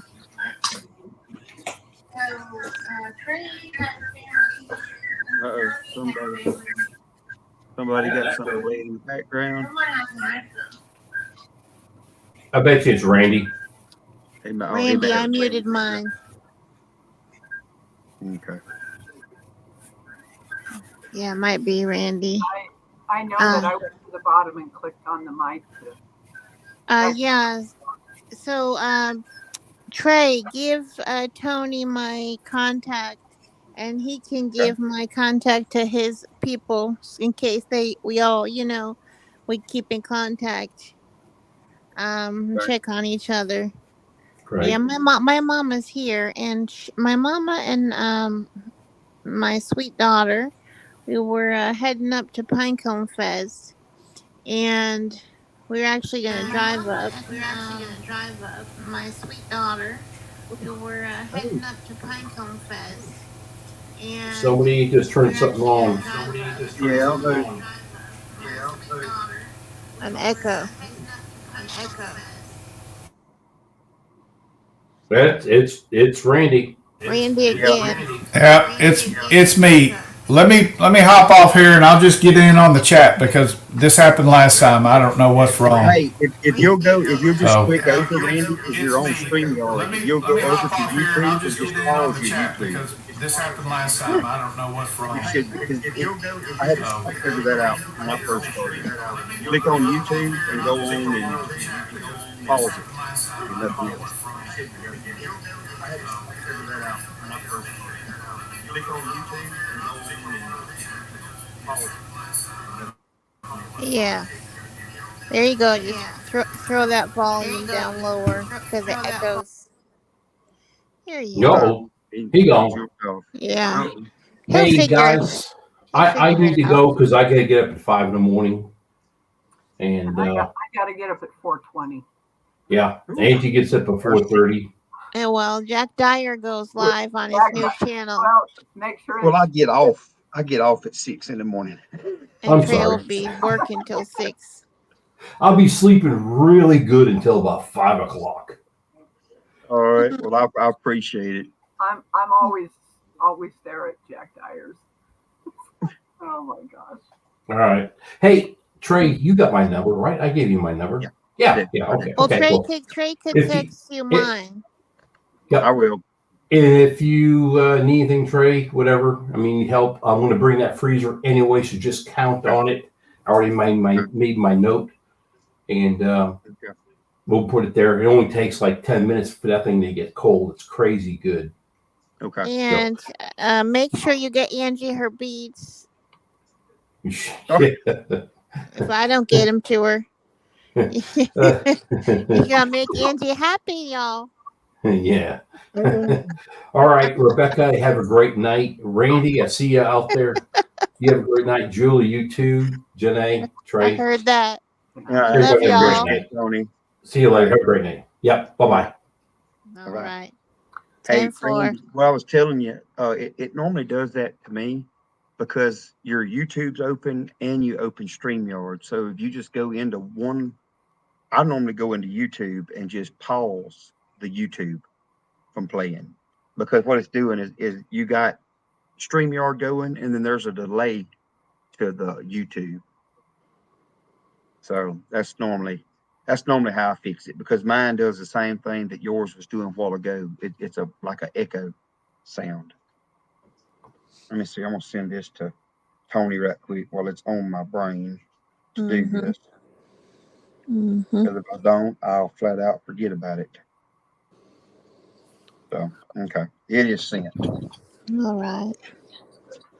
So, So but anyway, yeah.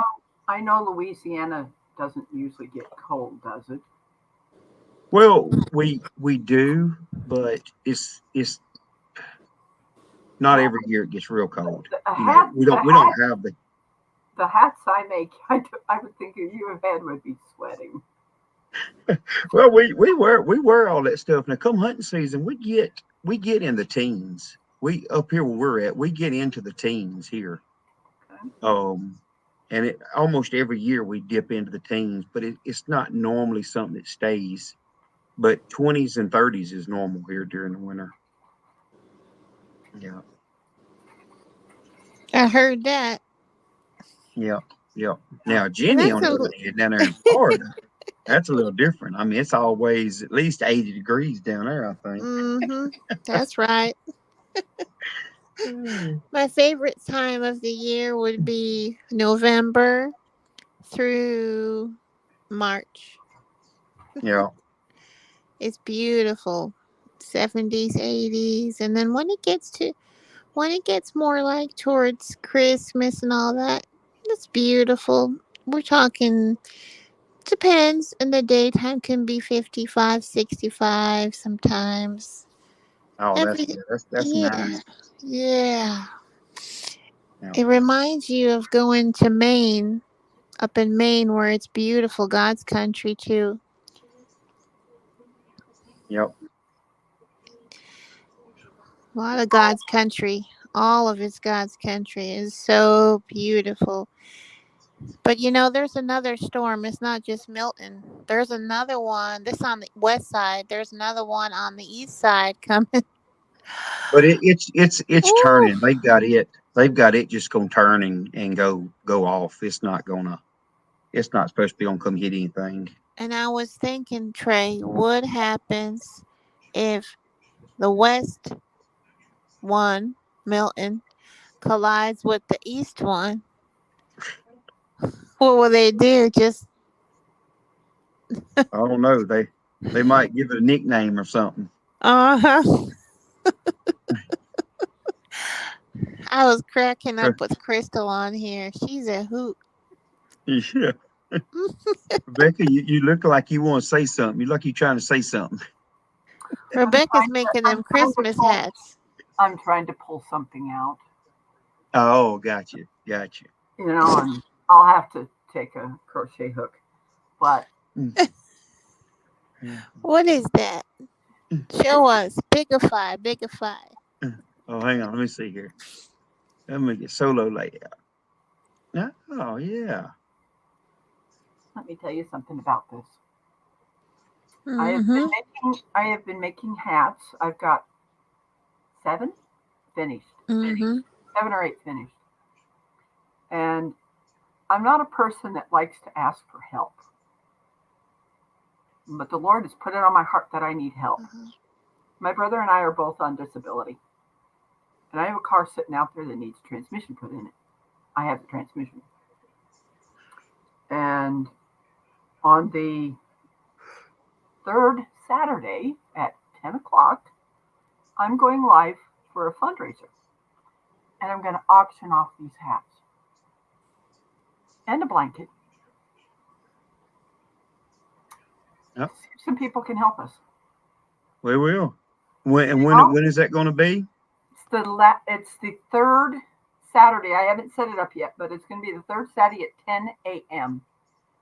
Okay. Well, when you do it, I'll see it and I'll post it to my community Okay. stuff too. Yeah, drop it in the chat, Rebecca, so we know. Otherwise, I'm not a. Well, she will. She hadn't got it set I up haven't yet. got it. I haven't got it set oh, up. okay, all I right. haven't got it done yet because I've got to I find like somebody. Nancy. Nancy's so sweet. You know, Nancy from our treasured home. She's sweet, yo. Yeah, Yeah. her and I went live today, and Oh, next Monday I'll be going live, and she'll be up on my panel. And what time is it? What time is it there now, Rebecca? It- What time zone are y'all in? Hold on, let me. Rebecca in Central or Eastern? She's It's in 12. Central. I'm Central. She's in Central. It's 12. So you're the same as us then. Okay. Mm-hmm. Gotcha. Okay. So I'm going to be making more hats. I've been making these two camouflaged ones. Oh yeah. I don't know if men are going to want pom-poms on this. Don't know. That's my brother. So Any of that stuff that's warm, I mean, man, that's shoot. I like that stuff for hunting if it's warm. and I did say it on Nancy's live that she had tonight that we were together. Amy at Mm-hmm. Leonard Mountain Homestead has Mhm. offered to have me. She's donating 4 coffee cups, and the big surprise was as I was talking to Jesse, he's offered 2 vanillas that are Oh going to wow. be Yeah. auctioned off. Yeah. I have tried to get some of that vanilla. And I have to shut it off at some point. You know, $150, $200 goes to getting a little much for a thing of vanilla. Heard that asking for my youth. Okay. Oh my goodness, Heard that's that. good. I seen that, Trey. But Joey Are you outbid for you. sure you are coming? Are you talking to me The one that or are you talking to Jenny? the one that outbeat everybody on Jesse's live was Linda Peterson. Yes, that's right. On Jesse's live, yep, Yeah. she smoked him. That was $300. Yeah. Oh, I was there. I was in the middle of all that. Trey was there. Mm-hmm. Yeah. I was like, oh my gosh. There were in back in my bedroom. My brother and I were bidding on the supporting to get Des the chair that she had gotten from somebody to pay that person back. And I was bidding on that knife, and I got to the point, and then someone else started bidding, and I looked at my brother and I says, "We can't go anymore." And he kept going up, and they sent it to me. He gifted it to me. I was like, "Oh my gosh!" Yeah. Yeah, I mean, he's the sweetest. awesome. Jesse and Lisa. I mean, Yeah. all of y'all's communities, all of us. Y'all never met such sweetest, goodest people in your lives. This is a whole community. I mean, I try to remember, and it's really difficult, especially there are hundreds and hundreds of channels, but I really try to get to know everyone on a first name basis. So when I call their channel out, I'm like, okay, that's Duncan Family Farms. Hey, Greg and Donna. Or I'll be like, okay, that's Dyer Family Farms. Hey, Dana and Jack. And I'll be like, hey, Trey and Jessica. or hey Rebecca, or hey Christine and Johnny, with Gillen Farms. We Yeah. just give a shout out to them all, or hey Dan, Lisa, and Dale at 9 Acre Family Farms. How about Tony and Angie at Our Cabin in the Woods? Yeah. Yeah. They was talking to you, Jenny, if you for sure Oh, you coming. just subbed to me. That's wonderful. Hey, y'all. Yeah. Well, welcome. Yeah. Yeah. And they want to know if you was coming to Pinecone Fest for sure, because Oh, they're that's doing so doing sweet. some trophies. So they give away some trophies. So for something. Well, will y'all promise to save me one? I can't give a definite answer right yet because I'm watching the storm and I have my mama here.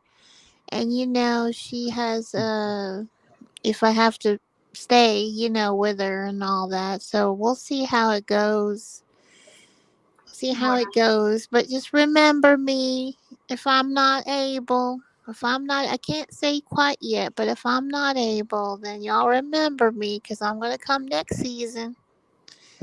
Well, we're going because we're going to do ice cream. We're doing homemade ice cream. I know that was the ice cream for everyone.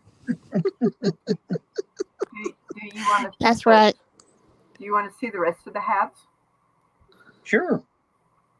Hey, let me see. I'll bigify you up. You can show them to us. There you go. There's that one.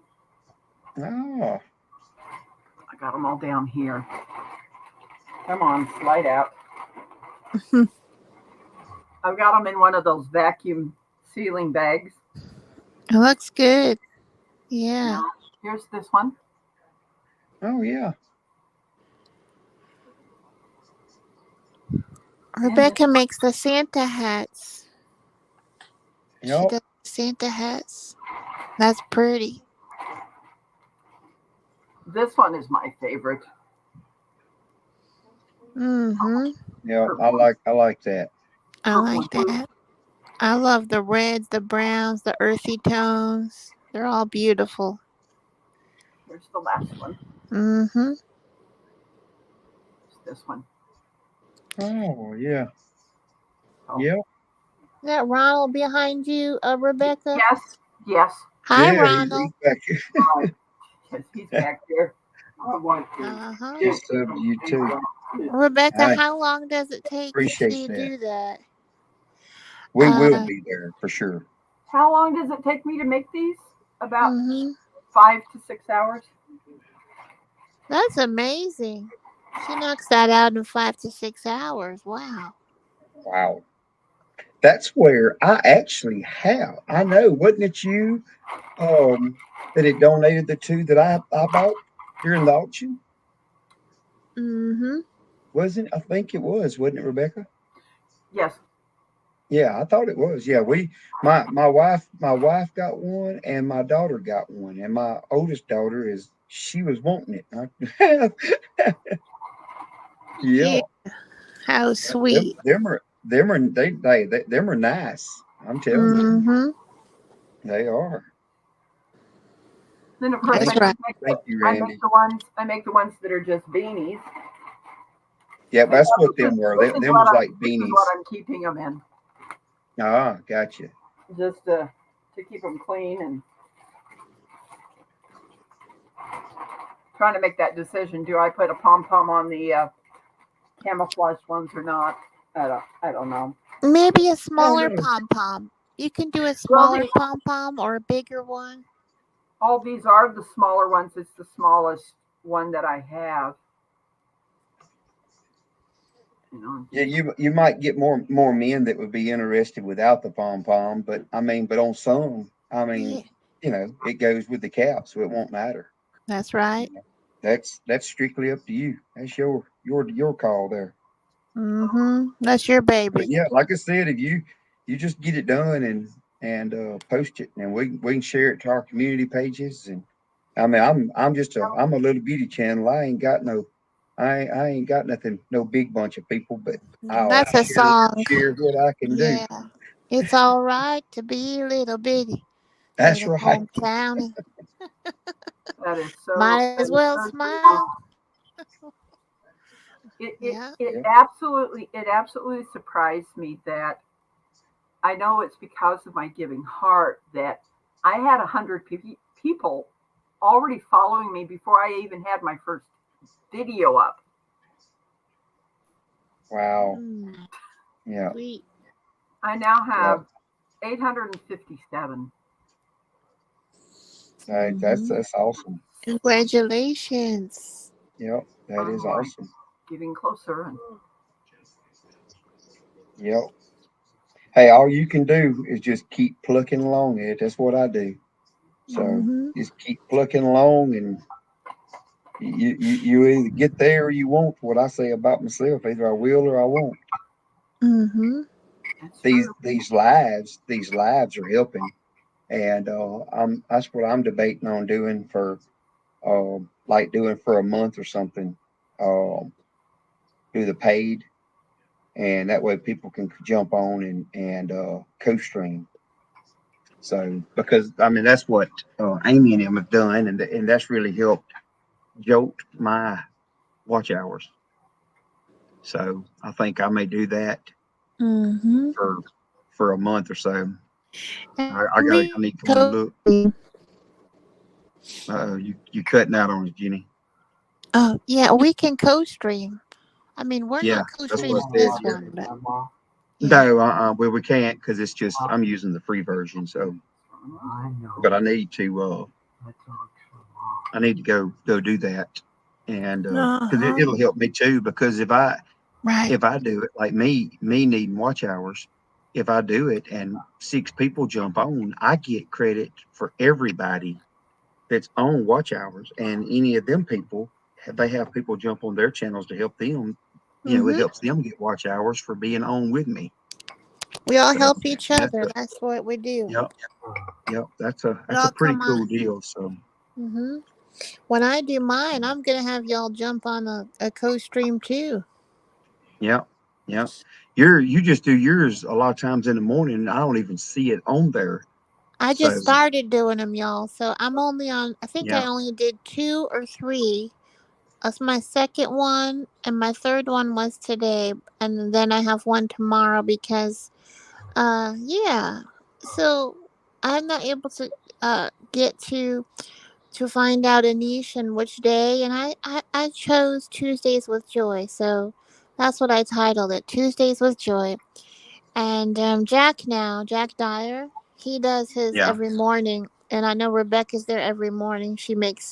yeah, He makes her alarm clock get there, but I'm only able to be there on Tuesdays with yeah, Jack. But I'm always in everybody's and helping everyone. yeah. But he does his new channel, which is Daily Bible, Daily devotion. Is it daily a Daily Bible Bible, devotion or something? Daily Bible, Maybe. Daily Bible Coffee with Jack. God, got I dropped it you. in Gotcha. here. I dropped it in the chat a while back. So Hmm. whoever wants to replay can pull his channel up, or Yep. I can try to find it and I'll drop it back in chat. Yep. But he does, and It's it's Daily Bible Coffee with Jack. that's right. Okay. Can you drop it in there, Rebecca? I don't have YouTube popped up. Oh, y'all got me working overtime. We're making you earn your keep tonight, Jenny. No, y'all know that I've been on this since I've been with digging in the word with the Gillum, Christine, and with Nana Lisa, Not for Nothing Homestead. Then after that, then Jack. No, then someone else. Who was? Oh, Large Family Homestead. They're so sweet. And then who else? And well, you've now got Nancy and I at 8:30 on Monday. Is that in the Yep. evening? That's 8:30 in the evening until 9:30. 8:30 to 9:30. So it's about an hour that we're going to be doing Yep. this. And that would be in between, like, or kind of during the Dakota and them, and Yeah, Well, because Vineyard Chicks well, also. and it's one of them deals. It's kind of like I was trying to pick a time for me to do it, and I'm gonna try to get on a regular, but I try. I didn't want to get on top of nobody or try not to. So that's why I picked. I do Mondays at 9. But I mean, look, whoever, if they're over and they're watching y'all, when they get through watching y'all, if they want to, they can just jump right over to us. So it's not a. And I always try to jump on and help everybody. I mean, like today, I've been on, I think, 5 lives this That's evening. right. That's Trey Yeah, does it. Yep. well, I mean, I do. I just jump on That's what we and do. because Yep. I mean, a lot of these people's in the same boat as me. They need subscribers. They need watch hours, and I've been watching. Oh my gosh, I went. Oh, I'm Like blank on the name right now. It's a old girl. It's a people, boutique. uh, No, it's a a boutique. boutique, and yeah, and I met them on Tuber Chat, and so I've been running a lot of their stuff, and they've run my Mhm. stuff. I swap playlists with people too, So, but I'm gonna tell y'all, 4,000 watch hours. It takes a Oh, lot whoops. I gotta pull this of up. Mm, a lot of people oops. sitting in front of a screen to get 4,000 watch hours. So, but I do have the video that I put out yesterday. It's a castration video. I But watched it. Oh, Lordy, and Miss Claus. but look, it has took off. I Woo! mean, it's not like I'm getting, ton, but I mean, it's my best video to date as far as views. Now, I messed up, I think, but Congratulations, Trey. yeah, because I put the cutting and the main part of it right at the first of the video, so people, But hey, I've gained, I think, like 7 or 8 subscribers from it. You know. It's kind of like some of the channels that I still follow. They banned them. Yeah. Basically, they're Well, losing the we things. we ban too if we do it when they're young enough. We banned, but they make 3 different size banders, Okay. and those banders are they're pretty expensive. I mean, you're looking to get each bander, those bigger. Now the smaller bander, like the small one we got, it ain't that much. I mean, I think the bander's like $25, $30, and then you can buy a pack of them little bands. But the other ones, they're getting on up there $300-$400. And yeah, I mean, look, I can take it, pull it in there, take it in there, poop and pull, and it, and And it don't hurt them. The thing that, like in that video, that yearling kicked and bellered a little bit, but he wasn't kicking and bellering because of me cutting him as much as it Mhm. was his leg being picked up and him being in a bind. It's more or less, kind of like, you getting held down. A lot of people don't like to get held down, and that's kind of where that comes from. Because once I put his leg down, he just stood there like no big deal. Mm. It was all Oh, cool. uh-huh. Yeah. I mean, bad deal, but I mean, it ain't like it hurt. And like I said, that's why I told Jessica, I said, we showed it. I mean, they didn't hardly bleed. It was very little blood, and it's done. And the main thing So, is you got him up. yep. Yep. And like I said, the deal where you banding them, it's no different. The deal with the banding, you're just cutting the blood circulation off. So it's Mhm. going to be just about as sore, if not maybe sore even longer when you put that, because it takes it weeks for them to fall off, 2 to 3 weeks for them to fall off when you band them. So, like I and said, we band them when they're young enough. But have you ever used one of those ones that crush? no, we've never used it. Oh, Jenny fell off. No, we had never used the one that crush. I know people that do, but we haven't. Um, but the cutting is pretty quick and easy. So, Jenny says she'll be right back. Back. Oh shoot! Yep. Uh-oh, there she's back now. Where's she at? Okay. I'm good. You goods? Yeah, I'm just trying to find a link for Johnny's new channel, and I hit the thing out. Oh, I I got put you. the Jax in the chat. Yeah, I got to make my mind up. Well, ma'am. Go ahead, Rebecca. I'm sorry. That's going to be a great channel for Johnny, and having that separated.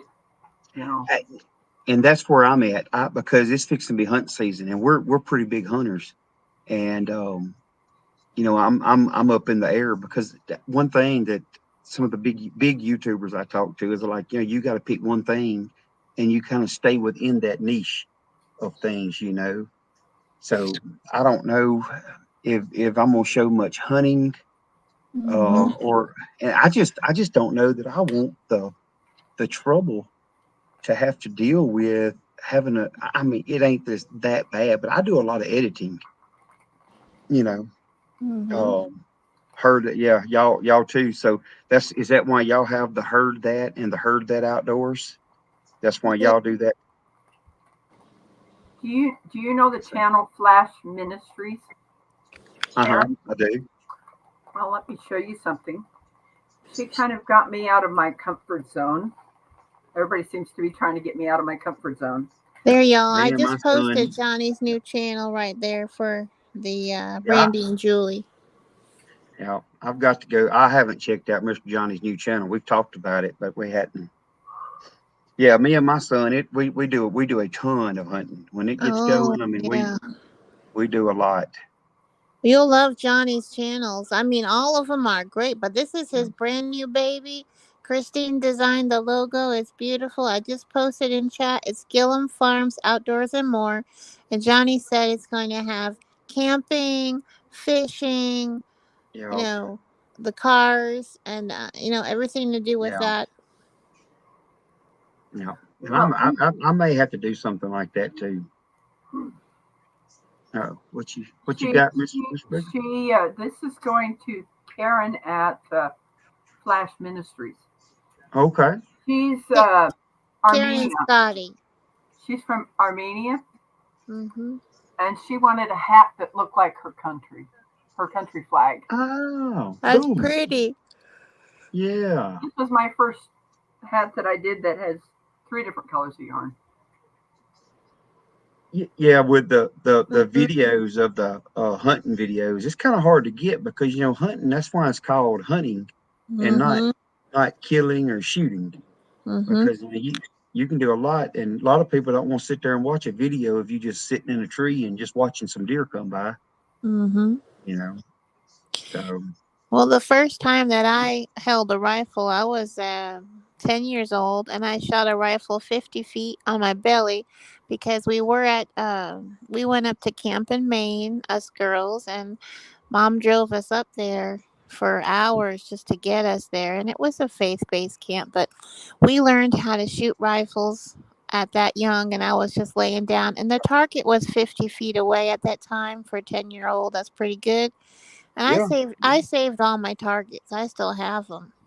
Really? And I did. I'm sentimental like that. I'll save stuff like that. Like if anything burns in the house, I'll grab the pictures in the Bible. Yeah. That's it. My mama's like that, and she has pictures and she has clippings, and I mean I think it's cool. That's what me and Jessica, I tell Jessica, I said, I wish Jessica would keep a little bit more stuff than we do.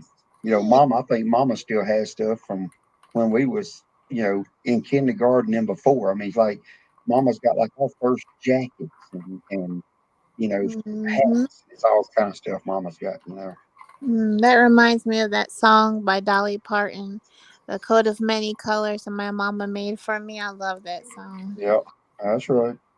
Yep. And so we did that, and then we did riflery. That's it. There we go. I'm trying to get it back in the bag. Oh, you're trying to get it back in the bag? Oh, I got. I got you. The cat's out of the bag now, Rebecca. The cat's out the bag. Out of the bag. I know Crystal would laugh if she was up seeing this. Yeah, I tried. I asked Crystal if she was gonna come to Pinecone Fest, and she was like, I don't know. She's undecided. So but I won't be. I won't be. I don't have a car yet. It's down at the end of my driveway. But when you get, like I said, you get ready to do that, you have to let me know. I may have a cap or shirt or something we can throw in the mix for you. Okay. That'll be good. So we'll help Mhm. you out. Just like I said, just get with me as you get closer I certainly and will. decide. I've got to get it put up there and then figure out who I'm gonna get to help me do the StreamYard giveaway tool or what I'm gonna do. Oh, Jesse's Yeah. good at that, and I'll throw. Jesse is going to be busy, so he's not going to be able to help me that Saturday morning.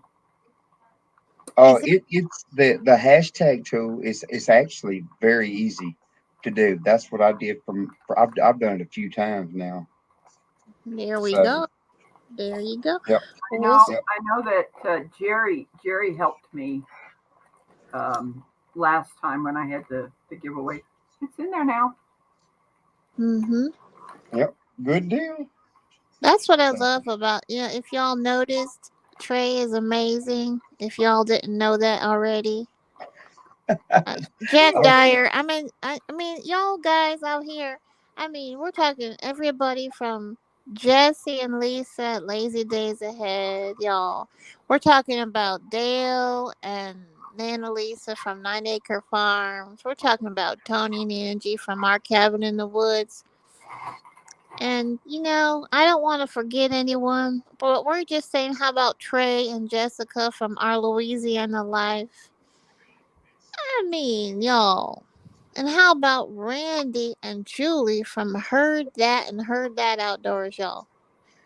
I Y'all show know. some love. Show some love, y'all. I know the Heard That Outdoors. I subscribed. I don't know if the Heard That, or maybe it's I know I'm not subscribed. I don't think to both I of them. put I've got both to of them go. in. I dropped both their Well, I channels in can't there. click on it right now. I'll have to go over to my YouTube. I can go do it from my YouTube, but I can go look them up. I remember who they are. I'll go find them, and All if right. the ones I'm not. Hey, Pablo, how are Hello. you? Um, Uh-huh. yeah, Let's have a look at that. So we're going to say that Heard That is HERD. yeah. Yeah. They And I'm seem like sure, real like sweet people. I can go over and let's Hmm. see.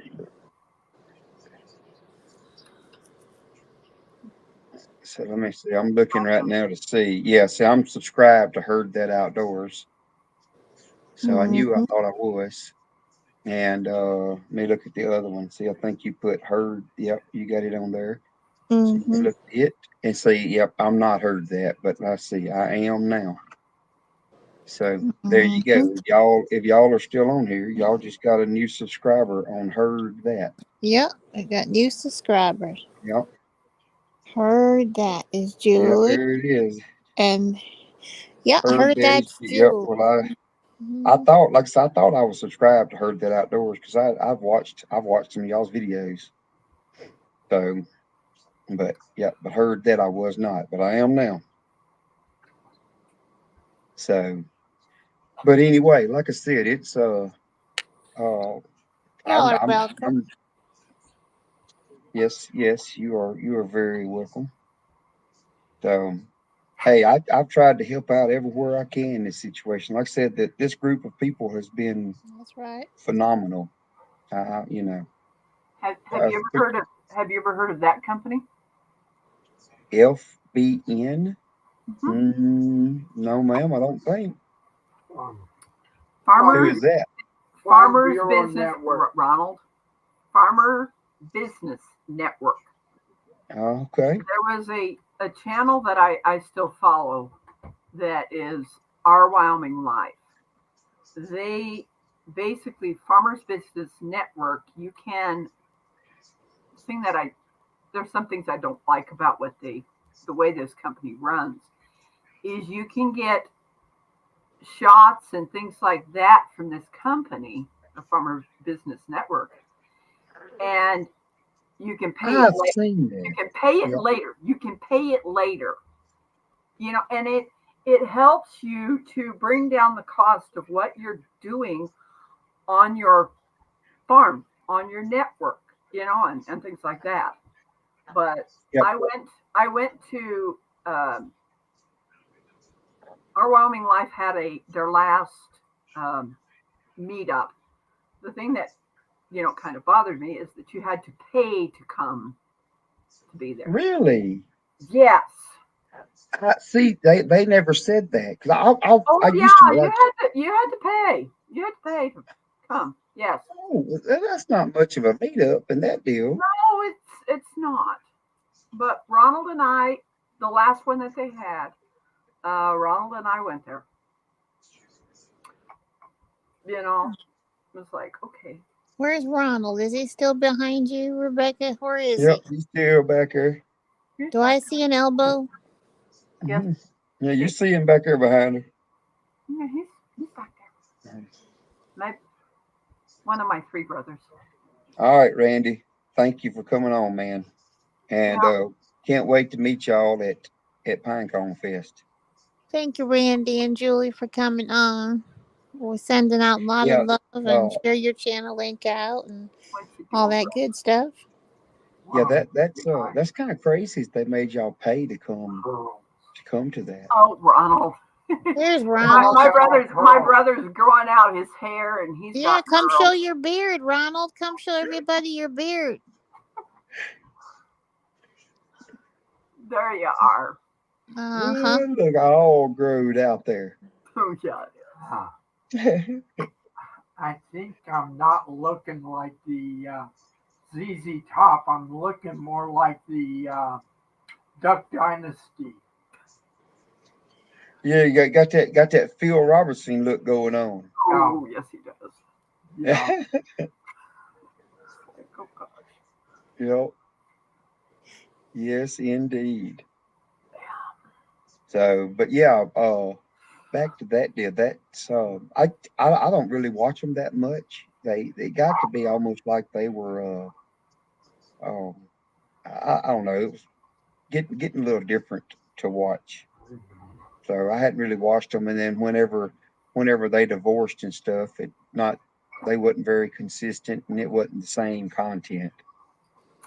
I love the Turner Classic. I like TCM. Oh no, it's not. I just and now he's not even uploading at all on his Yeah, well, but it kind of makes it, because I subscribed to that other channel they had, and it makes it really hard though when you don't have no content, because him living in the city and stuff, he don't really, it's not much to do. And I don't know, like I said, I don't know what could have happened there, because you would have thought, which I mean, it's a lot of people, you think they're very, very happy, behind closed doors is a whole other world of things, When my brother and I were there, she just seemed really didn't want to be doing what he was doing and stuff. And well, you can tell though, he's the one that built that. Yes, he did. Because he's the one that's in front of the camera, and and Mike's the one I like. I mean, I ain't say I don't like his wife, but I mean, Mike was. I mean, he was a very likable person. Yeah, definitely. It's different. I still do go and watch, give my thumbs up, but I don't say much anymore. I don't. Yeah. I haven't watched. I bet you 3 or 4 of her videos since they've, the divorce thing and stuff. And I know she's got to figure it out. But I go, and when I watch all the way through. I always give a like. That's so nice, Trey. I didn't even hear what channel y'all's talking about. I just Our Wyoming. It's called Our Wyoming Life. Oh, yeah. Well, I just wish and well. if you can't tell, that's kind of where I used to watch him so much. That's kind of where my name stemmed from. Yes, I and then I had my real name, and then I started coming up underneath my YouTube channel, mm-hmm. and things like that. But it was. So I wanted to get back to the Pinecone before I forget, Rebecca. I wanted to tell everyone with because Randy just is going to come off and he's getting to bed and Julie about Pinecone Fest. The dates are October 11th through the 13th at Walleye State Park in Mount Vernon, Texas. So y'all Yep. hook up with all of our communities, and any one of us can help you at any time. You can email us. We have our emails. You can contact us. You can contact Randy or Julie with Heard That or Heard That Outdoors. Heard That Outdoors is Randy's channel, and Heard That is Julie's. And they will be at Pinecone Fest. They are sweet people, and they have founded Pinecone Fest, from what I hear. So y'all Yep. remember that when you see them, give them a hey, Yep. give them a holler, show some love, share his channels out, like, Yep. subscribe, and let's go over and make some comments on their channels whenever we get off here or tomorrow. We'll go over to Heard That Outdoors and Heard That. And if y'all haven't seen the links, they're in the chat. So y'all feel free to click on the link and it'll take you directly to their channel. Yep. And I'm going to Yep. go ahead and post their channel again so y'all can go and show some love over there. YouTube has their own algorithms and watch hours. You know, it's a whole combination of it all. But you'll Oh just, yeah. yeah, don't let it get you down. And, you Look, know, I wish I understood it because let me tell you, if you look at mhm, what my 365-day watch hour shows versus what they showed me to be, or even my 90-day, my 90-day is like 4,000 watch hours.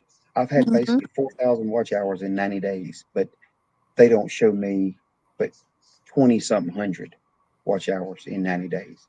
If you look at my mhm, 365, which YouTube is supposed to be a rolling 365, I'm 5,000 something watch hours in a rolling in 365 days. So by that, technically I should be monetized, but I can't. I've messaged and talked to YouTube multiple times, and it's I've got two different answers, two different times, you know. So I mean, it is what it is. You just got to keep plucking and keep going, and you know. But I'm like, I don't understand. But I think it should because, like, if you go in and look at your analytics, it may show that just say you get 28 hours on your analytics, but when that 5 days rolls around and it actually hits on your earn, you may not get but 23 of that or 24. So I don't know what I don't know. I've tried to find out if all the watch hours, that's people watching your shorts and everything. And then before it mhm, hits your earn mark, does it, they deduct the hours, the watch time or the watch hours of the shorts mhm, off of what mhm. they put on there for your watch hours? I don't, I don't know. It's something, who knows? But, That's right. I mean, but anyway, yep. just want to, don't feel pressure. Just let Oh, you'll heck flow. no. Look, when I started this deal, I started this channel been 2 years ago. And then I just posted a video or something here or there and picked up a subscriber here, a subscriber there. And I mainly just watched YouTube. And Mm, then about 3 months ago, close between 3 and 4 months ago, you know what? I'm finna do this. I felt like, well, it was when I'm like, people gonna think I'm stupid around here. They're gonna make fun of me. that's what I'm I gonna look said. stupid, blah, blah, blah. But I finally said, you know what? Heck with it. Either I Hmm. am or either I ain't. But either way, I'm fixing to try it. I And heard that. That's so what I did too. I just took the plunge. So, but I guarantee you, I done spent a whole lot more than anything I've made. I ain't made nothing, Uh-huh. but I have Uh-huh. spent a lot. You know, I did the same, the same story, the same thing that you did. I did that too, and I always used to just watch it. But then I got inspired, and I said, yeah, maybe I should. And I just want to do it for the um, community, to have fun, to learn. It's out of our comfort zone, so Yeah. live on the edge, or you're taking up too much space. That's the Yeah. thing that that you want to put. I would never, think about ever doing it, but you Yeah. get inspired to do it, and then everyone I try to tap into everyone and share everyone's best I can. Like when I find out, I have to find out if when Heard That Outdoors, when they go live. Do y'all know what day they go live, so we can kind of have an idea? I Because don't know. I'm not when I, sure, but I have watched one of theirs because they were on either they were on with Mike which days? and Terry. I don't know because I Oh, can't MT remember. Homestead, you mean? Yeah, I think they were either they was on with MT Homestead or MT Homestead may have been on with them. Did they And go I may to be the wrong. Oklahoma Homestead Rendezvous? What? Because MT Homestead went. I don't know. Well, this was back before the Homestead Rendezvous. They was Mm-hmm. talking about Pinecone Fest. It's what they were talking about. Mm-hmm. Oh, It was you know either, what? I bet you that Farm to Table direct show with and Ryan and Keith. that may have been maybe that's Yeah, where it was at. But, yeah. like I said, yeah, it was something to do with from MT Homestead is where I figured them out, learned it, whatever. So They're another yeah, great channel. I'll drop that link too. And Farm to Table direct show is a wonderful yeah, resource. I've watched it. Yeah. Mm-hmm. And that's Keith and Ryan. Mm-hmm. And they were out there. They're already lined up for the next one for next year. And that Yeah. is their, I'm going to pick their channel here up. And their theme is Stronger Together. So they build the homesteading communities and the farm to table direct show. They Yeah. have podcasts and documentaries and all that stuff. And yeah, so it's hosted by, Ryan and Keith are brothers. And then there's Josh. So they're advocates for food sovereignty and self reliance. And Miss Rebecca, if you will go to Jenny can tell me the name while it's on my mind. Mm-hmm. It's what's the guy's name? Webb's Web, Rolf? Webb's Web. Uh-huh. Yes. And if you tell him, he will post you on his Okay. page on the I Webb's. was- I I know actually did that. You I have know to get he contacted Nancy and said, "Are you changing when you do your live on Sunday?" And she said, "No, this is just an extra." Yeah. So he put her there, and I need to, because this is, I don't know how long it's going to be going on, but Yeah. we're just going to switch back and forth because today was this first Monday, and then mine's Mm-hmm. next Monday, next. and then hers will be the following, and then mine will be the last. Yeah. You know? Gotcha. So it's every other week for me. Yep. Which will be Good good for me because here's farm to table. It does, and you'll be surprised what it'll gain you. You'll gain some subscribers and the watch hours. The thing is I'm not monetizing my channel. Oh, you're not even gonna monetize? No, I'm not. Okay. It's but still, I want to get to that 1,000. Yeah. I still want to get to the 1,000 people. I still You just want to get there where you can say you there, huh? that I'm there. Yeah. Well, I want to get with y'all too. Yeah. Yeah. Y'all Well, I did. Because I'm get at the right one. the last time I looked, I'm at 857. Well, I've gained, like I said today, I think I've gained through these lives, like somewhere between 6 and 8. I want to say it's 8 subscribers I've gained, but I've gained them in there jumping on. And like I said today with, want to get Webs directly. Now I'm looking for his link. Now I'm on the iPad trying to find Web's web. I have to get the right one. Are you trying to find him? I don't know why it's not popping up on here. Let me see if I can find it. No, Yeah, I can- yeah, because I want to drop that in the chat so that she has and everybody has that. Oh man, 'cause, my eyes are getting 'cause- heavy now. yeah. I Let me need see. to plug this thing in. Oh, okay, Ronald. My brother wants to get on the computer. We only have one computer. And I need to Oh, he's I need to wanting to get on it. I need to remove some files from it. Oh, gotcha. I put them on it because I couldn't find my two USBs that are 256. This one's 512 gigabytes. Mm, Gives me more storage room for doing the scanning.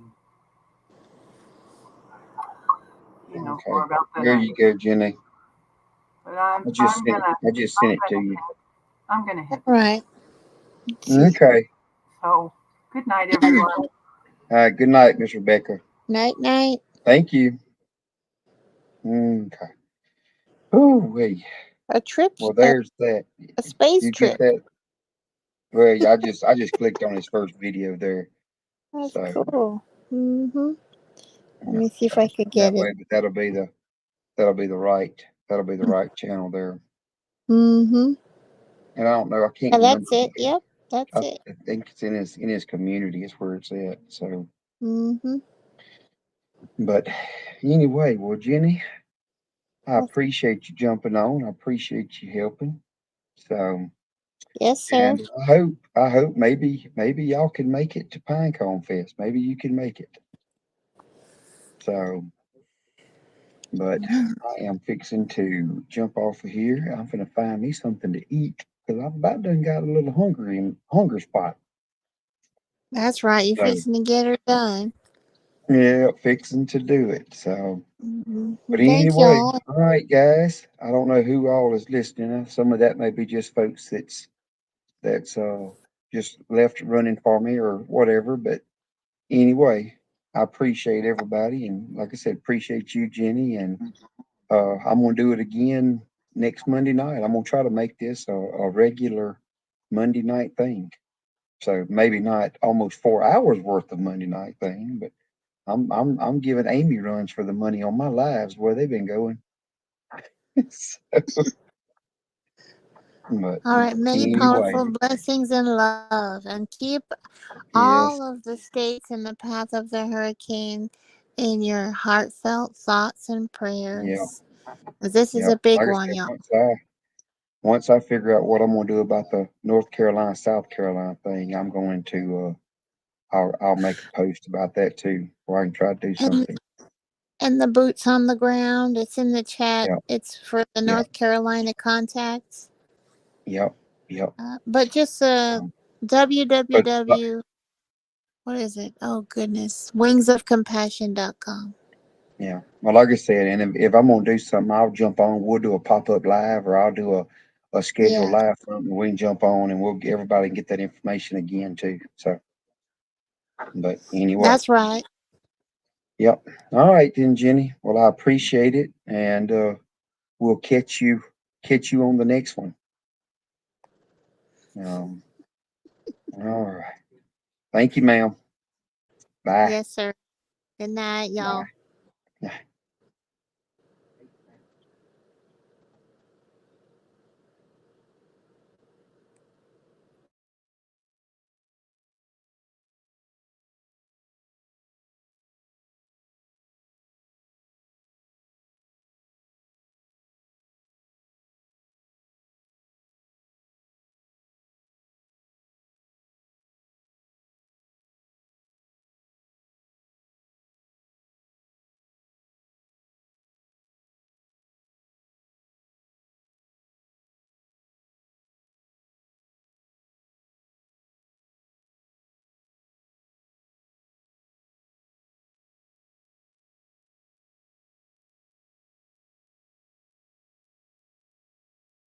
Okay, and video studio.